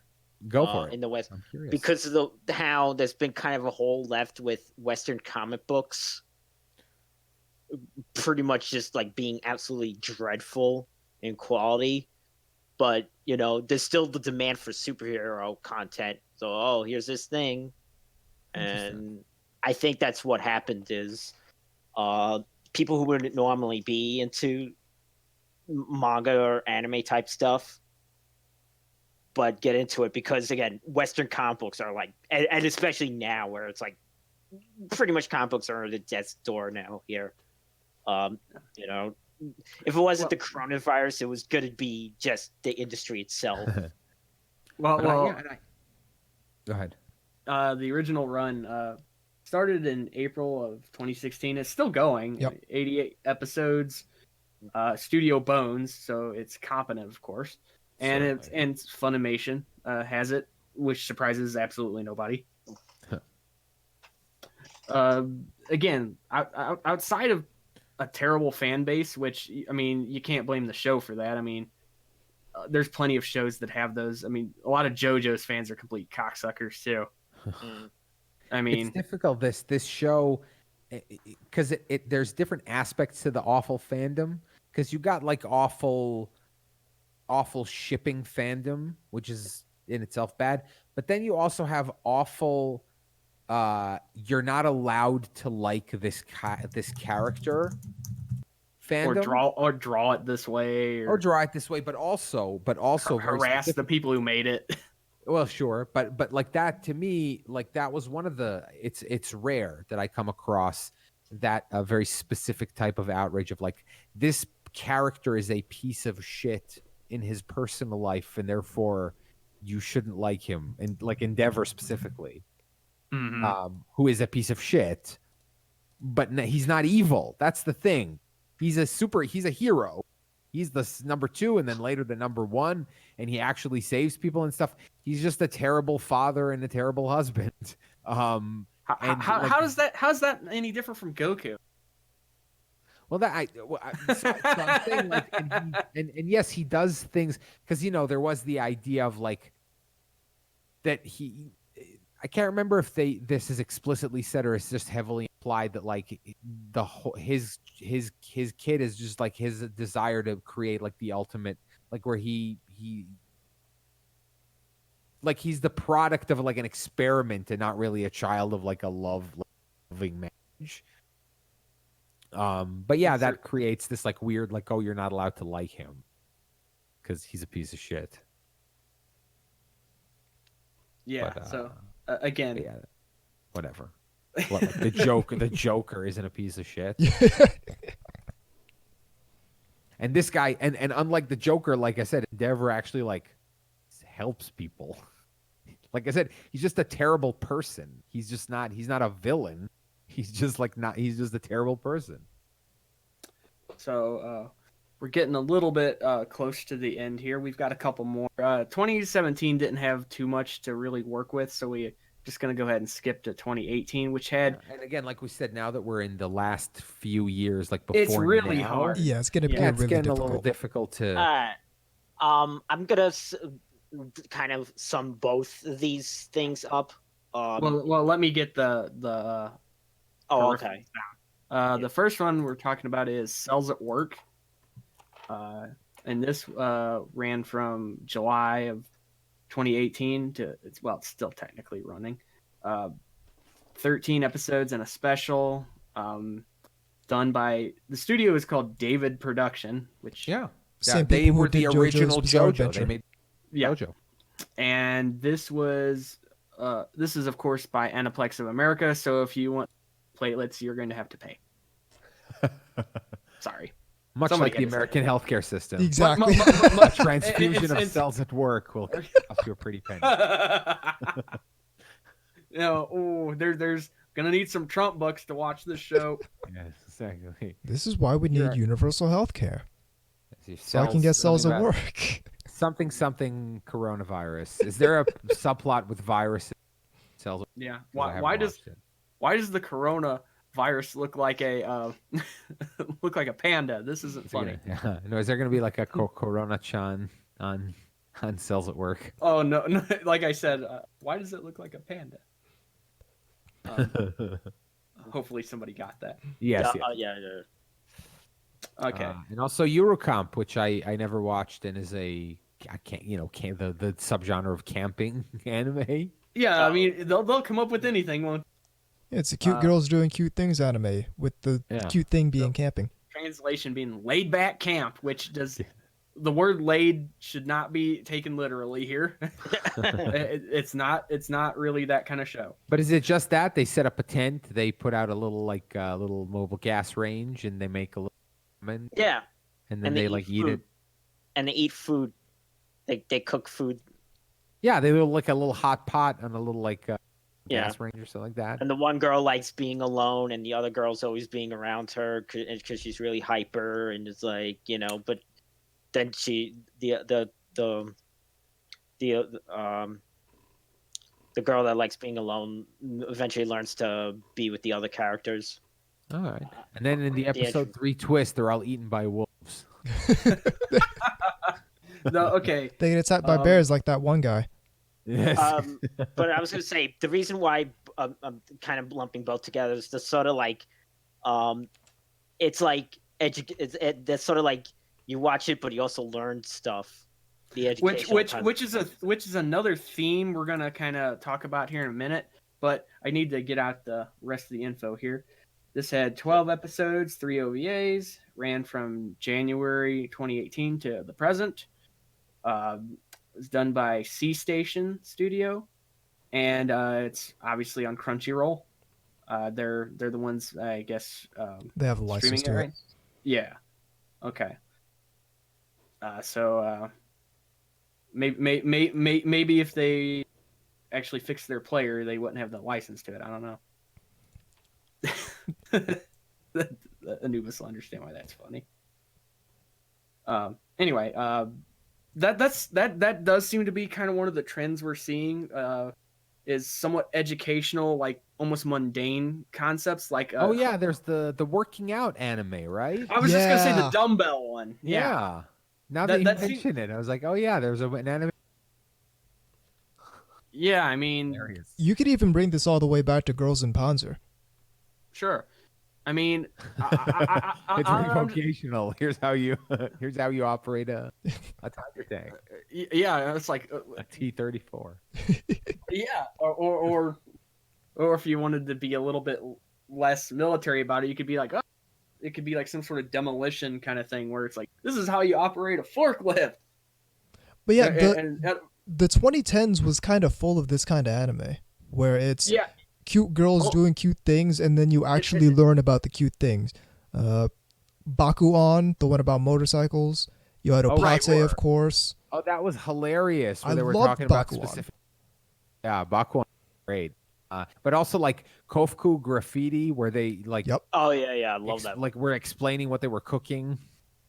Right, and then you have Food Wars is all like, because Food Wars is all like action and drama. Right. Kofuku Graffiti was like, here, look, I'm putting 2 parts corn flour and 1 mushroom.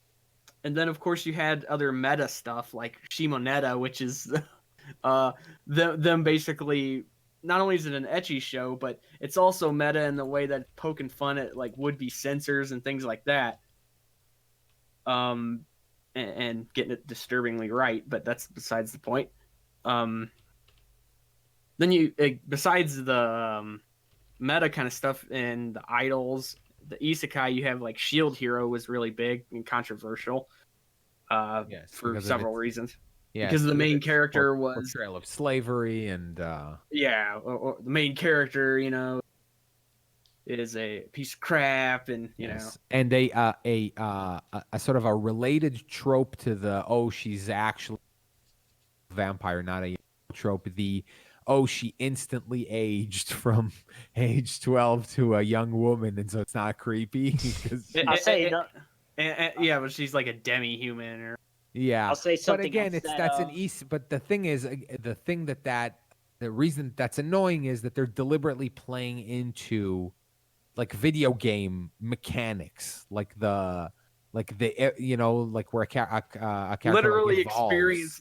experience pops up when he kills things and whatnot. Yeah, I mean, which is kind of amusing in a like, okay, they're not even trying to. Well, and that's also where the slavery thing comes in, and so people are like sort of incensed by it. But it's like, you're like they're. But that's exactly it. They're like commenting on the absurdity of these game mechanics that you kind of take for granted, but then almost like if you put a person in there, it's like, wait, what? She's his slave? That's weird. But like, it's only in name because that's the mechanic.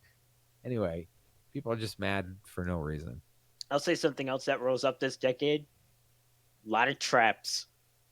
Yeah, there were quite a few of those. And also 5-second controversies that disappear almost as quickly as they come up. Plenty of them. Yeah. The Valve rave controversy. Yes. I almost forgot all about that. The cross Anjay controversy. I forgot all about that one too. And these are just like ones that I just literally. And these are both Sunrise shows, so maybe it's just Sunrise controversy. Interesting. That's interesting. Because or Eromanga Sensei. Right. Oh, now that one I understand because that was marketed on Crunchyroll and normies saw it. And you know, people that aren't really imbibed with all the anime stuff see something like that and don't really know. Oh, and no, there was, of course, there was the Sword Art Online. Oh yeah, Yeah. multiple controversies with that. Yes. Well, I wasn't talking about the cousin, the cousin glopping thing. sound? I was more talking about the rape villain has to be a rapist. It's funny because, you know, it's annoying when the complainy people complain about it, but of all people, CinemaSins actually crystallized why that's a bad thing. It's just every bad guy is a rapist. It's just a lazy creative choice. Right. You know, like they sum it up like that. That's one of their like sins that they'll sin a movie for. Oh, every villain is a rapist. Which is interesting. It's like an interesting, like, oh yeah, that is kind of a lazy thing. Which is true if you're watching Lifetime. Yeah, exactly. And but yeah, that was the controversy I was specifically talking about. Or tentacle porn. But pick your poison. Yeah. So controversies. Yeah. Most of them are stupid. They last about as long as a fart in a wind. But again, a lot of the themes you're seeing in the 2010s are not just mundane stuff, but like you said, sort of an educational slant to it. Like, yeah. Here's how to operate. I don't know. The cappuccino machine. You know, Starbucks Chan. Yeah, I was trying to think of more of those. All these like fixing cars anime. There were on some level there was C3 Boo. Yeah, that had more of a story outline going for it than was just. It cute it girls was doing funny. cute It things. was because then there was the other one, the one that was absurd and crazy. Sabage Boo. There you go. That was the other paintball anime. That was hilarious. The C3 Boo was like a weird. It had like a weird. It was almost like a Mighty Ducks kind of movie. Yeah, you know what I mean? It was like one of those. Because then she gets disillusioned with her own team, and then she goes to the other team, and she learns from the sort of the mysterious cutthroat girl from the other team. It was so funny. It had this like it was like very dramatic. Not as dramatic as a certain ANN author who complained about it existing because it had the audacity to exist at the same time as something unpleasant. Oh, see that's also like in that ocean of hot takes from the past decade. Because wasn't it the same? It's like trying to identify individual droplet in the ocean. It's like it all merges into this like big blob of like. It's like, oh no, you know, gun culture. This doesn't need to be coming out right now. And it's like, yeah, Japan has a real big problem with gun culture, doesn't it? Yes, I do remember. We just had Sandy Hook. Yeah, you know, it's like this show needs to scrap itself because we had a problem. On the other side of the world. Yeah. Yeah, it's fucking dumb. I mean, it's just I don't. I mean, if anything, that would have ever prevented me from being a professional critic if you act like that. Also, was it tweeting out to saying basically fuck you Gynax for making this. Yeah, I'm sure they're real hurt inside. Yeah. I'm sure the people cry on their Ava money.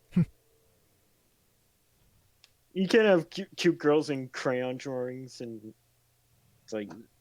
Yeah, it's like, and like didn't he make some dumb argument about how, like, you know, it shows like people getting shot like in an unrealistic way or some bullshit like that? I don't know. Because remember, it was like something really stupid like that. Like, you know, maybe little kids will see this and then shoot other people, or something fucking dumb like that. It's dumb, and it's especially dumb when you consider like it's so dumb even saying it out loud. Now I think it's Airsoft, a game that actual 14-year-old kids play, and they're fine.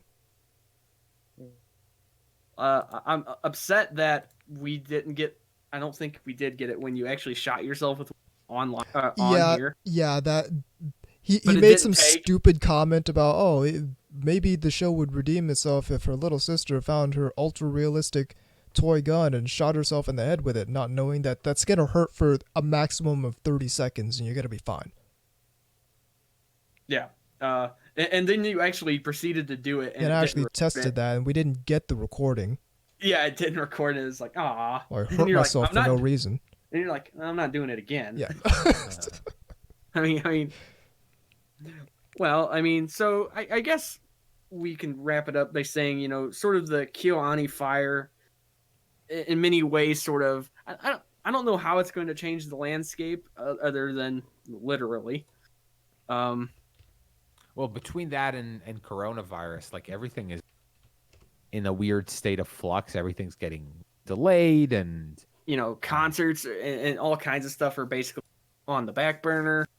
Yeah, I wonder if coronavirus is going to lead to a bunch of like pet projects that animators did, or some sort of like will Senka 2 finally get released, or more.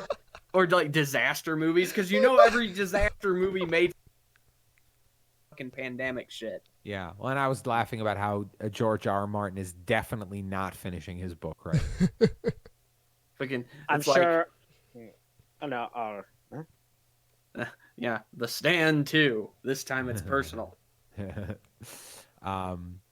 so but yeah, I'm sure there'll at least be. I'm sure there'll be at least one anime about someone living during the time of coronavirus or something. Or something, yeah. Or something. It'll be some engineered thing that like turns people into zombies or some shit like that. Oh no, I was gonna think more something like maybe it turns them into girls. No, like an anime about someone who has like a hikikomori friend, and then he has to teach them how to be a hikiko because of coronavirus. Dude, like that. I would watch that. I would watch the shit out of that. Life or something like that. It'd be like some bizarro Welcome to the NHK thing. Yeah. Going in Welcome to the NHK played in reverse. Just rewind the whole anime. Welcome to my world. Yes. Now I am the senpai. Yeah. No, it'd be better if it was a teacher. And the student is the hiki, but the teacher needs to ask. Fuck, that sounds like the best idea. Yeah, I could already see that, and you got like the school president in there, and yeah. So yeah, basically themes are somewhat disparate this decade, and they're not. I mean, and they kind of changed as the decade went on. Earlier decade, you still had the stuff from the previous one. But then you started to see more of the idol thing, and then you started to see sort of isekai and this like stuff like Dumbbells, this educational kind of mundane real life kind of stuff, but possibly with a twist or just a little. We have one that's fishing now. Yep. Moe Girls and fishing. Yeah, we just got done with one that's Moe Girls and stargazing. It's astronomy, yeah. Oh, yeah. Wow, okay. Mm-hmm. Again, so they won't run out of ideas soon. I mean, I'm sure we'll see. Like, we're still going. We're still going with the Moe military trend. That's still going strong. Anubis. Why don't we have one about Moe Girls learning to grow pot? Because you don't do that in Japan. Yeah. They'll go away forever. But I'm just saying. I'm sure they'll be arrested. That's why we don't have that show. No, I was gonna say. Some, I don't know. I'm just thinking of the most ridiculous things, like sort of like a Billy Mays kind of pitchman thing, where like Moe Girls like yelling at the viewer to like buy shit, like them trying to just sell stuff, like like my pillow. Watashi no piro. Yes, basically, yeah. Pick up these. But instead of Boku no Pico, it's Boku no Pillow. Boku no Pillow. Don't watch an anime called Boku. Yes, and then you had the. Yeah, oof. Yeah. I could just. Yeah. Anyway, I think that'll to it. I mean, I'm not sure where it's going to go from here on out. I mean, it doesn't seem to have and especially with all the stuff like the coronavirus, the fires and all this other stuff that's stalling things, it's kind of hard to see it going anywhere in a straight line right now, other than maybe just continuing to make the stuff that's still selling as it is now. Well, yeah, and you're definitely like keep on the lookout for like a proper girls frontline anime, because I guarantee you that's coming soon. I mean, I think you'll continue to see things based off of light novels and video games. Absolutely. I mean, because that's there. I mean, here's what people don't get about that: light novels are cheap and easy to make. I mean, roughly, and because of that, it's an endless well of basically source material to try to adapt. Yep, there's a ton of them. Like, keep on the lookout for the I was reincarnated as a vending machine anime, because I guarantee you that's coming too. My question is, can I get a Hershey bar, and do they taste better if they fall? That's an old thing about how like, food tastes better if it falls. It was Mitch Hedberg who came up with that. Oh yeah. Yeah, where he says like, I don't know why. If you know who Mitch Hedberg is, he had this really. He had this elevator temporarily stairs. Yeah, he had this weird offbeat sense of humor. Yeah, and his timing and delivery was unique to him.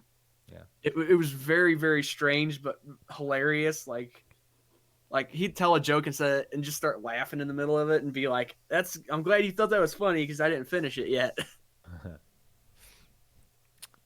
All right, anyway. So yeah, I guess that wraps up like countdown of the anime decades. Yeah. It really does. Thanks for coming on, man. I know we should do this again sometime. Absolutely. It's only a matter of you needing to speak about something old, because I haven't seen anything new. Like logistics, kind of retrospective of something. Bring me on. Oh, okay. I mean, Absolutely. Yeah, no problem. I mean, we just thought since this was the most recent decade, you would have probably seen the most from it, or it was the decade when I kind of got back into watching. At least the first, 5 or 6 or 7 years, like watched several shows. Like in some of those years, I watched 60 shows that year. Yeah, and then you wonder where your time went. Yeah, well, oh yeah. Just I remember distinctly.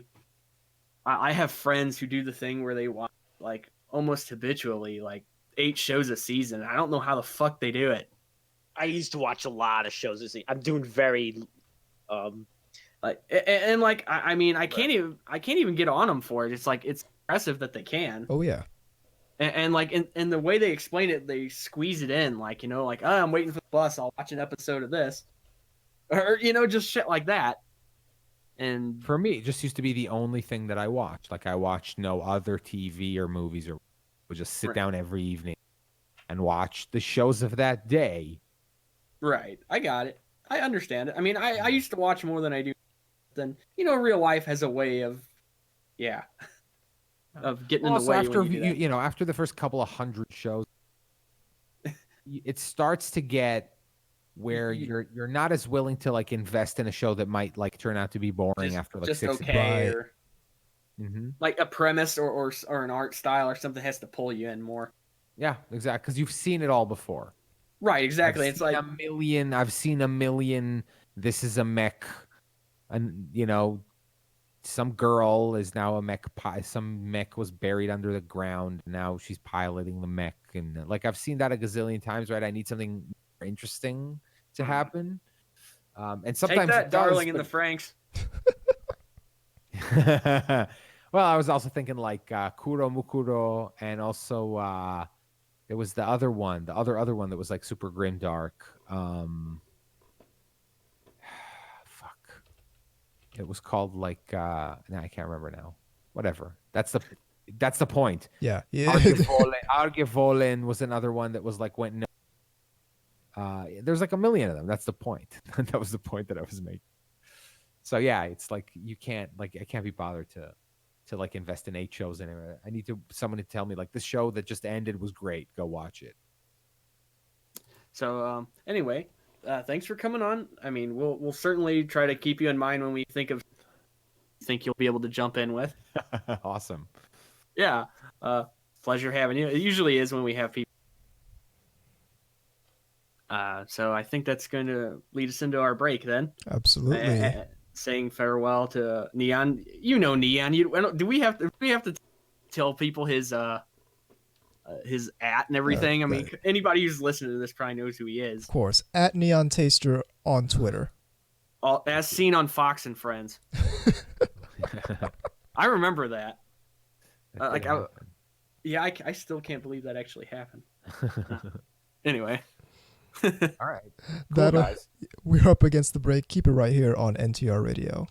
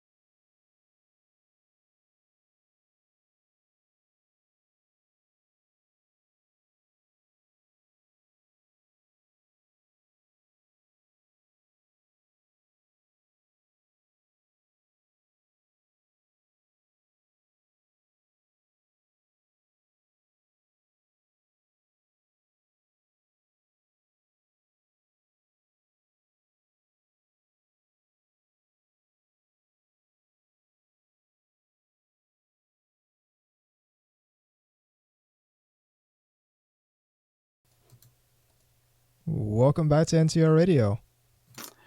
Yes, Neon is gone. He had prior commitments, I'm sure. He has left the building. But we want to thank him for showing up anyway. Absolutely. Anyway, we're kind of we're in Bizarro World because we're actually doing what we normally do in the first segment, which is talk about what we've been up to. Yep. We have inverted the podcast. Yes. There you go. This is a story all about how my podcast got flipped turned upside down. We need a record scratch.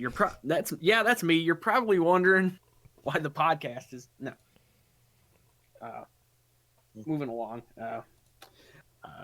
It's been actually pretty weird out here. I'm sure most of the people out there listening here, certainly if they're in the U.S., aren't doing much. I mean, it's like 41 states that are on lockdown now? Something like that. Yeah, so, Mostly, everyone's just chilling. The anime figure hustle has not stopped. I still occasionally go out to send out one of these $150, $180 anime figures. Mm-hmm. I actually watched I hesitate to call it a documentary. I watched a special, like it was on Trotsky. And again, what's interesting is, like, I've always thought he was an asshole, but it's interesting that he was killed by an even bigger asshole. For those who don't know, Stalin had him whacked. There's always a bigger fish. And a more ruthless one in this case. Like, he followed him all the way to fucking, like Mexico. Had somebody, like, give him an ice pick. Fun stuff. Again, nothing to do with anime, but pretty entertaining just the same. In these times, I thought it was appropriate to mention it. Anyone watching anything from this season besides me? Negative, not yet. Not yet. I got some stuff. Okay, go ahead and throw it out there. I'll at least talk about the two shows that I'm definitely gonna watch more of. The first one is Hokago Tebo Nishi, which it translates as After School Embankment Journal, but they have it as, but that they change it to Diary of Our Days at the Breakwater. Yeah. Diary of Our Days at the Breakwater. That does not roll off the tongue very smoothly. I know. It's a little. I agree with you. That's the Moe Girls in Fishing, animated by Doug Akobo, and it is so good. A little masochistic though, because it's like this poor girl's being dragged. She wanted to be in the like the crafts work when you sew things. But instead she's in the fishing club, and she has to the first thing is she pulls in an octopus, and the tentacle goes right under her, trying to go right under her skirt. So yeah, little Urusagadoji action there. But it's really good. I like that one. The other one I'm watching is Kakushigoto, which is the one by the Joshiraku guy.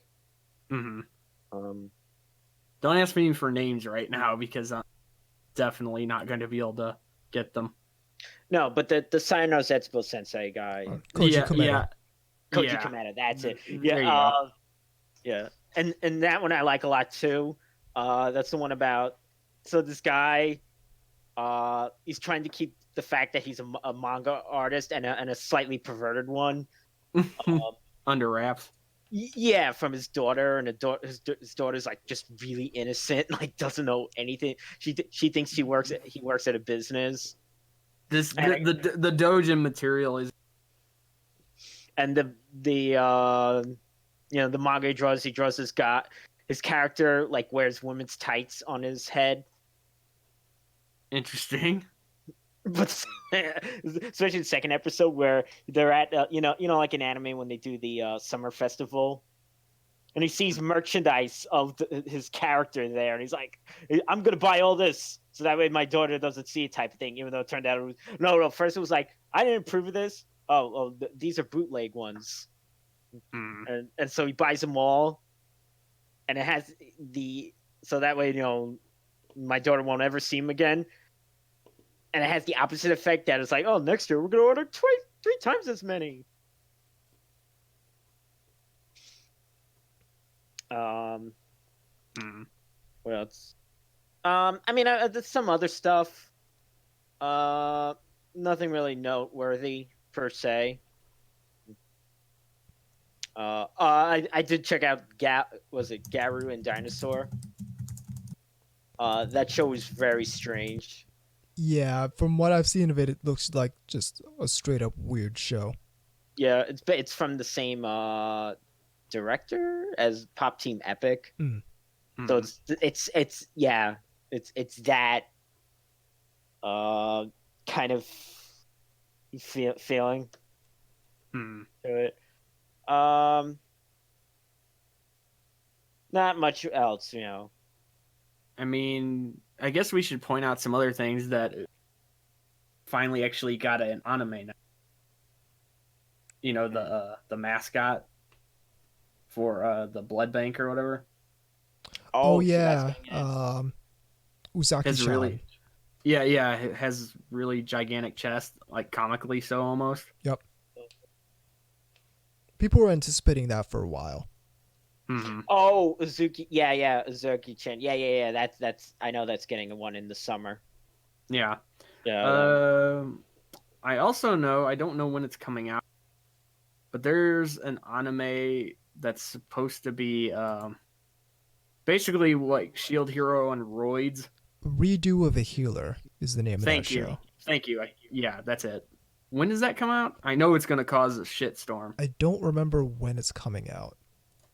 If you don't know, just look up the synopsis of it if you don't know, and you'll see what I mean. Trust me, there's no way this gets through without people whining. Yeah, I don't think the date's been announced yet. We just know it's getting an anime. I can't believe it was greenlit, to be honest. Well, Shield Hero did really well, so yeah, I can believe it was greenlit. Oh, I'm okay. What's controversial about this one? Like I said, look it up yourself. I'm not. You just do it on your own time. Okay. It's better that way. Trust me.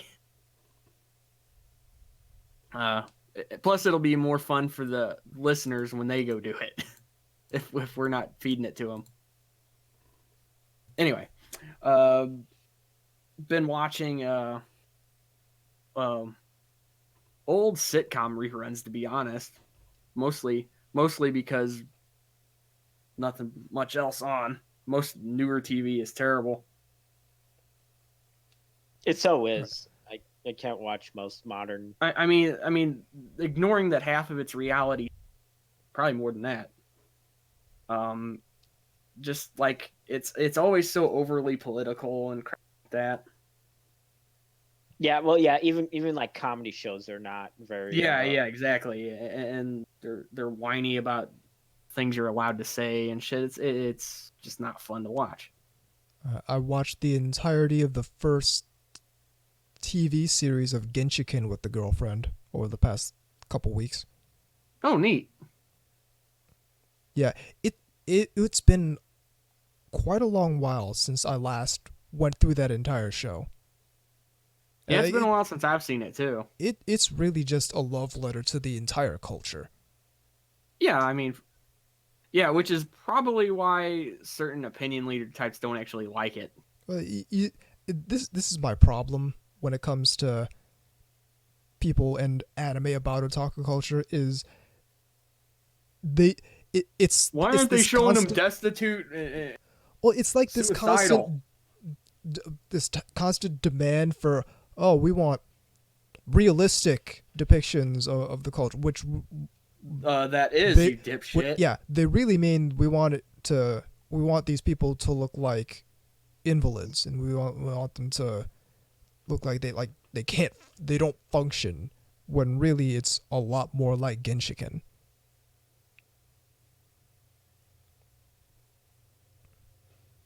Yeah, that was enjoyable because she hadn't seen it, so I figured, okay, you need to fix that shit. What was her reaction to Madarame injuring his hand and still not wanting to leave? Or him talking to Homegirl, and it's like, no, it's not that. It's a rape game. Was like the thing is like the That's one of the Madarame few parts of injuring his hand thing is some shit that actually happens. That's what's hilarious about it. People will go to cons with ridiculous injuries just because casts and shit. Yeah, exactly. It's like when you go to a concert or something, you see somebody on the crutch, and it's like, there's no way he's going home with the crutch. The worst is when they're in wheelchairs and stuff too, because then like you'll occasionally see pictures of people like body surfing or something. Oh, Jesus. Or like people crowd surfing with fucking chairs, and it's like, is this like a kind of like, hey, you can do, hey, it's chair, and they just take it, and I don't know. I've seen those pictures before to the point where I'm like, okay, there's got to be some sort of violating standards about them doing that. Yeah, we both enjoyed that, and there's plenty still to go through. We still have the OVAs, the second TV series, and then the next generation of the TV series. There was quite a lot of Genshiken that came out. It's pretty surprising. Also the spin-off. Kujibika and Balance. Yeah. Which, of course, is the show within the show, right? Yeah. Here, something we didn't get in depth about, but here's what I love about the show within a show anime. Is like, so like an anime character is like, you take traits of real human beings and kind of boil them down into an anime character. Mm-hmm. The show within a show anime, you take traits of anime that exist and kind of boil them down into a something that's super generic and ridiculous on purpose. So you look at Geki Gengar, and it's like, okay, this is the most generic super robot anime they could possibly create, taking references from all super robot anime and making it something that mostly get a robo, but making something that you can immediately recognize as, okay, this is what this kind of thing is. Like Kujibiki Unbalance is, okay, we immediately recognize that this is kind of one of those, it's one of those mid-level, early mid-2000s romance comedy anime. So you've already got an erection. Yeah, well, yeah, it's great. It's like, oh, this is like Happy Lesson, but even more generic. It's like, where's my snacks at? Yeah. I mean, so you did say you have a penchant for that. Oh yeah. Yeah, it's one of my favorite genres is the mid-level, early mid-2000s harem romance comedy. It's like, you gotta someday check out Handmade May from 2000. I remember that one. I think I've actually seen like part of an episode of that. Yeah, I love the opening theme. But yeah, that's kind of one of those where.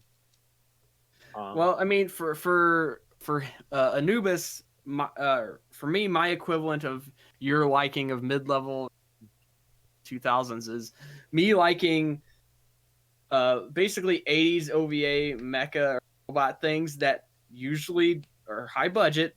They have very bad dialogue. They don't always make sense, and they often don't end. Or for me, well, I like those too, but also 2000s, early 2010s, like 4 or 5 moe girls do cute stuff. So Yuri or that. Yeah. Yeah. Oh, and there's always got to be at least one token. Naturally. Like, always. And I don't mean like as in representation. I mean as in like predatory. Yeah, and and characters grab each other's breasts like it's a normal thing. All right. So, what were some of your, not necessarily picks for most influential, but some of your favorite anime from the 2010s era? One of you guys go first, okay? I'll go first. Amagami SS. I had a feeling you'd mention that. I'm wondering why more. Well, to be fair, we're not getting a whole lot of like visual novel harem anime out right now, but I'm wondering why more of those anime aren't going with the Amagami paradigm. The omnibus. Yeah, format. exactly. Mm-hmm. 'Cause Amagami, it's a very easy anime to watch. Like, okay, It is. do you have 2 hours? You can watch one arc of Amagami. It's a completely contained story, and if you want a little more, you got Amagami SS plus. You get 2 episodes if you have 3 hours. But it's like you get a fully contained. Amagami does in 4 episodes what some anime struggle to take 12 episodes to do. Mm-hmm.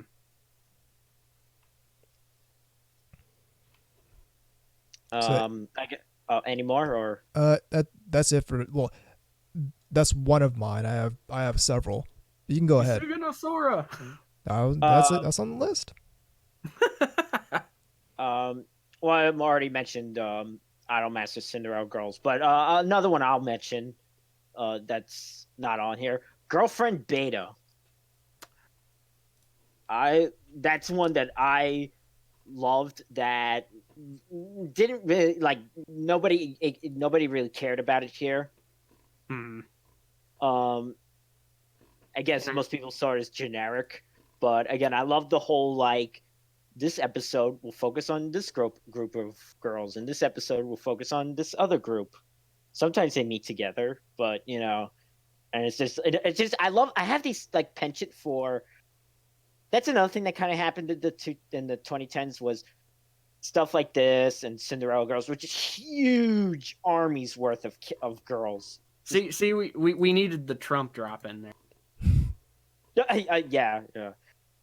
Girls in Pants is like that too, in a way. Kinda. I think Girls in Pants is kind of more manageable about it though.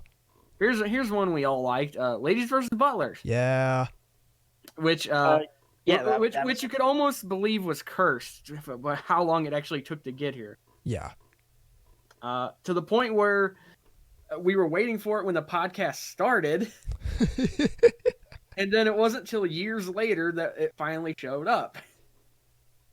Oops. Might want to work on that a little bit, investors. Just saying. Another one I liked a lot is Denpa Onna.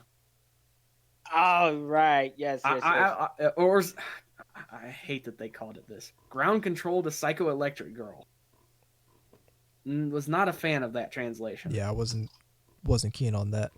What was so hard about Electromagnetic Girl and Youthful Man and Electromagnetic Girl and Youthful Man? I don't know. In any case, that was my Shaft show. I mean, I did like Monaco, but I like Denpa Onna more. And I know I'm probably in a minority there, but there you go. I also liked Hagenai a lot. Yeah. That was a fun show. And I think that's the key quotient with that show. The fun factor was high.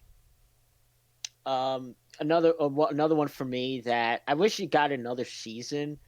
It did get an OVA at least, but I wish it had another one. Was Please Tell Me Galco-chan. That one was funny in a very crude kind of way. Yeah, it's like it was almost Mitsudomoe kind of crudeness. This is stuff girls talk about when the doors are closed.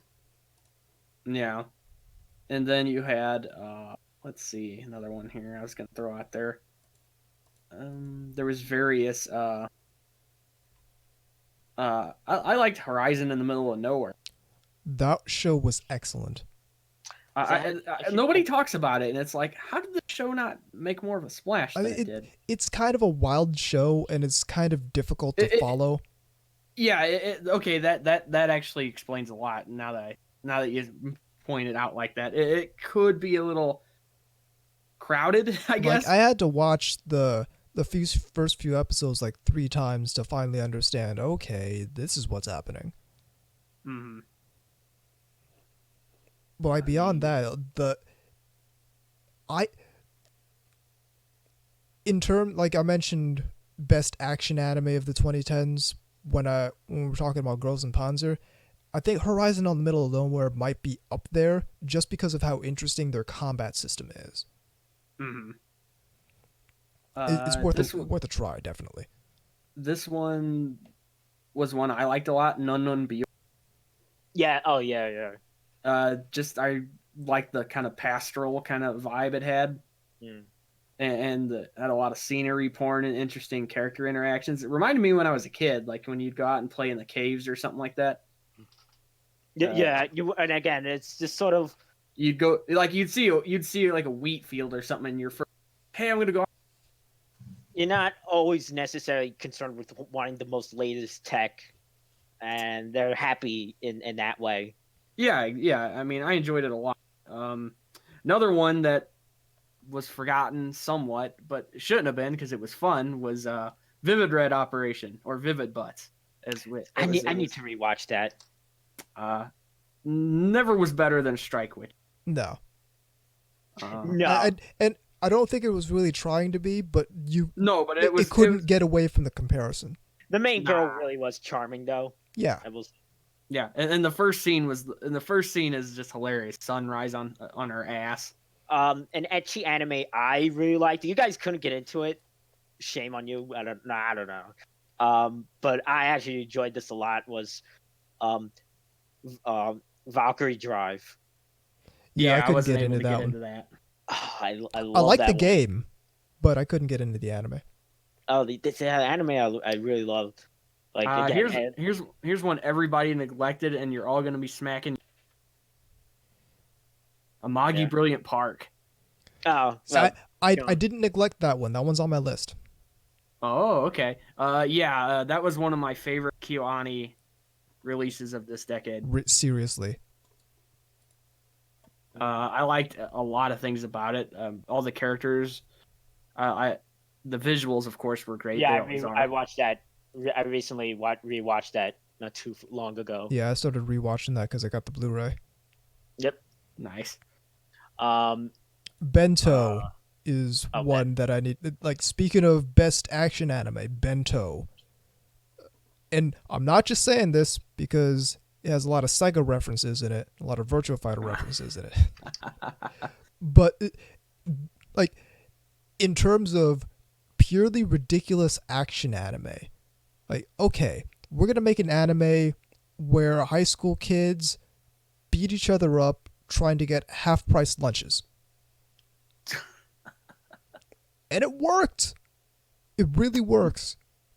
Like, the action is, like, you can believe that people are really getting hurt, but, like, not that much because it's a cartoon. Here's another one. No Game, No Wife. Mm-hmm. That was mentioned earlier, and I had to stop myself from going on about that, actually. That one's on my list. Yeah, that one's a really good, I guess you could call it an isekai. Yes, an isekai, definitely. And it's a good one. It reminds me in spirit of something like Code Geass, but it's less serious. I know a while ago, years ago, I referred to this as basically the second coming of Code Geass.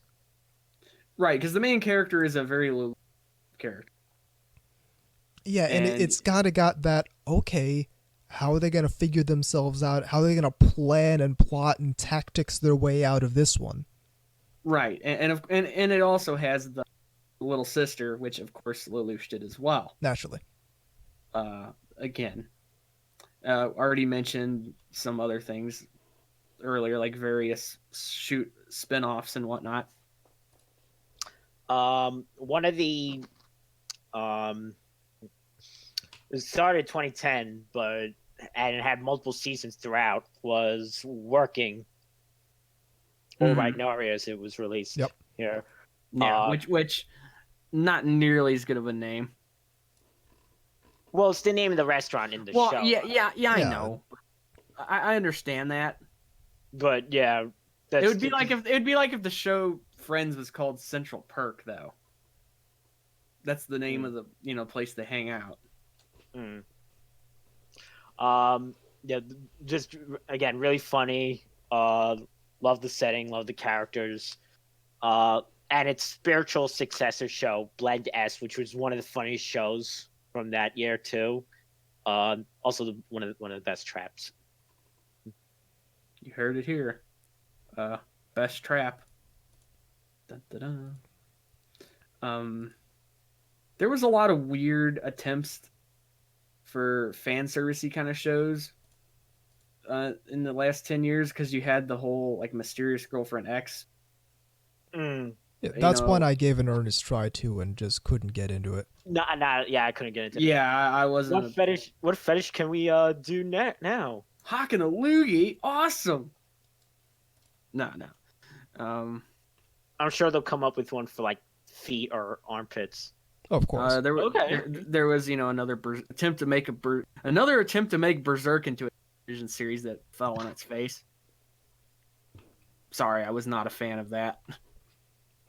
Which makes me mad, because I do like Berserk a lot. They just can't seem to. If you want my honest opinion, what they should do is they should scrap all the stuff with it and just kind of do what Legend of the Galactic Heroes does.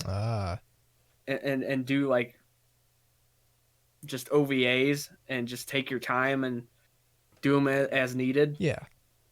Because I guarantee you people would.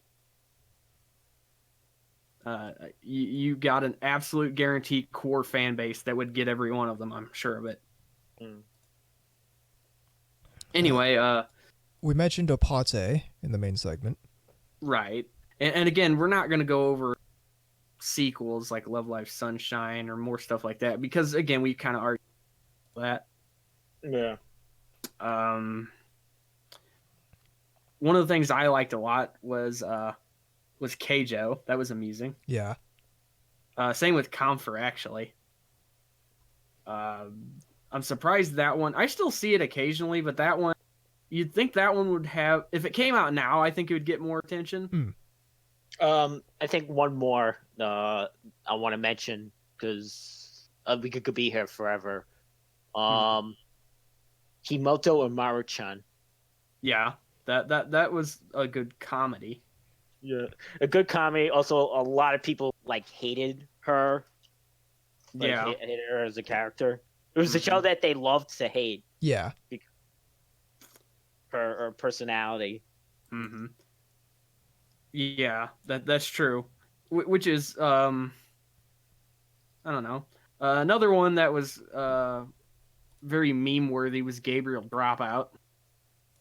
That was good too. Again, more of rental status in my opinion, but than anything else. But and again, Maid Dragon, Eromanga Sensei, and some of these other. Oh, and here's one that we didn't mention that I really wish I would have earlier. I lost it now. Sound Euphonium. Yeah, I was just thinking that. Yeah. That one was really good.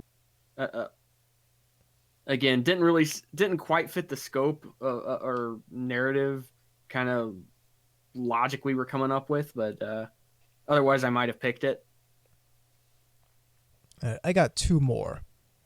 All right. I got Girls Last Tour. Right. I need to check that one out. That is such a good show, on every level. So, not the best action anime, but post-apocalyptic slice of life. Yeah, we can do that. And Rascal Does Not Dream of Bunny Girl Senpai. I need to check that one out too. Best anime, when this come out, 2018? 2018. Best anime of 2018. Dun dun dun. I mean, the character interaction is on point. The visuals are on point. The story is on point. Everything just works. And it really gets you invested in the characters, and like it's just a wildly entertaining show. You know, I was expecting to like it, but I was not expecting to like it quite as much as I did. You know what you need to check out, but too bad it was only a one and done. But Love Lab. I did watch a few episodes of that. Okay. Yeah, it's one I need to finish. That was really funny. Mm-hmm. And yeah, I mean, I thought. I certainly wouldn't put it as high art, or the best show. Girly Air Force. Oh, Girly Air Force. Or like, I don't know. I enjoyed the aesthetic of it and whatnot. Plus, like I said, like one of the main characters, sort of grizzled, kind of older guy who's always smoking and pissed off and shit. He was amusing. But so yeah, I mean, lot of just a lot of stuff. I mean, I think a lot of the most interesting ones were ones that we actually made in our list there. Yeah. I mean, and some of the. So I mean, I don't know how exactly you want to wrap this up. I mean, yeah, that's. Do we have mail? We do not. Okay, so that saves that. Tell them about the Big Book of Vitals. Oh, okay. Well, okay, we're gonna wrap up the show then, because that's the show.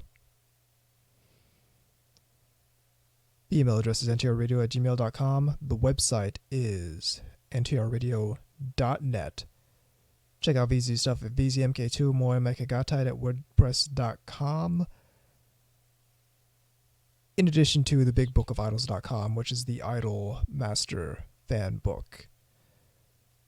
Hopefully print versions available soon. Cites coronavirus issues. Well, obviously coronavirus is going to complicate that, but that is forthcoming. You buy the digital version. You absolutely can. VZ also does the shirt designs. You can find that at ntrradio.com/store. Not NTR Radio, but iashike.moe.com. iashike.moe/store. iashike.moe being the otaku lifestyle magazine, I like to call it that. Written content, video content, all sorts of stuff pertaining to the otaku lifestyle. You can find that at iashike.moe. I also run shinikiba.moe, where you can still, despite coronavirus, buy half-naked anime girl figures. Check out the Bakagaijin Show, Otaku Midnight, Asobi FM. All those podcasts are really good. The Geeky Panda stuff is at thegeekypanda.net. Hit that up, because his stuff is really good as well. I am at T. Anubis on Twitter. KGods is at immortal_KGods on Twitter. VZ is at VZMK2 on Twitter. The show is at NTR_radio on Twitter. I'd like to thank again Neon Taster for popping in. At Neon Taster on Twitter. You know that. And even though coronavirus has us all quarantined every time we say it, this is NTR Radio.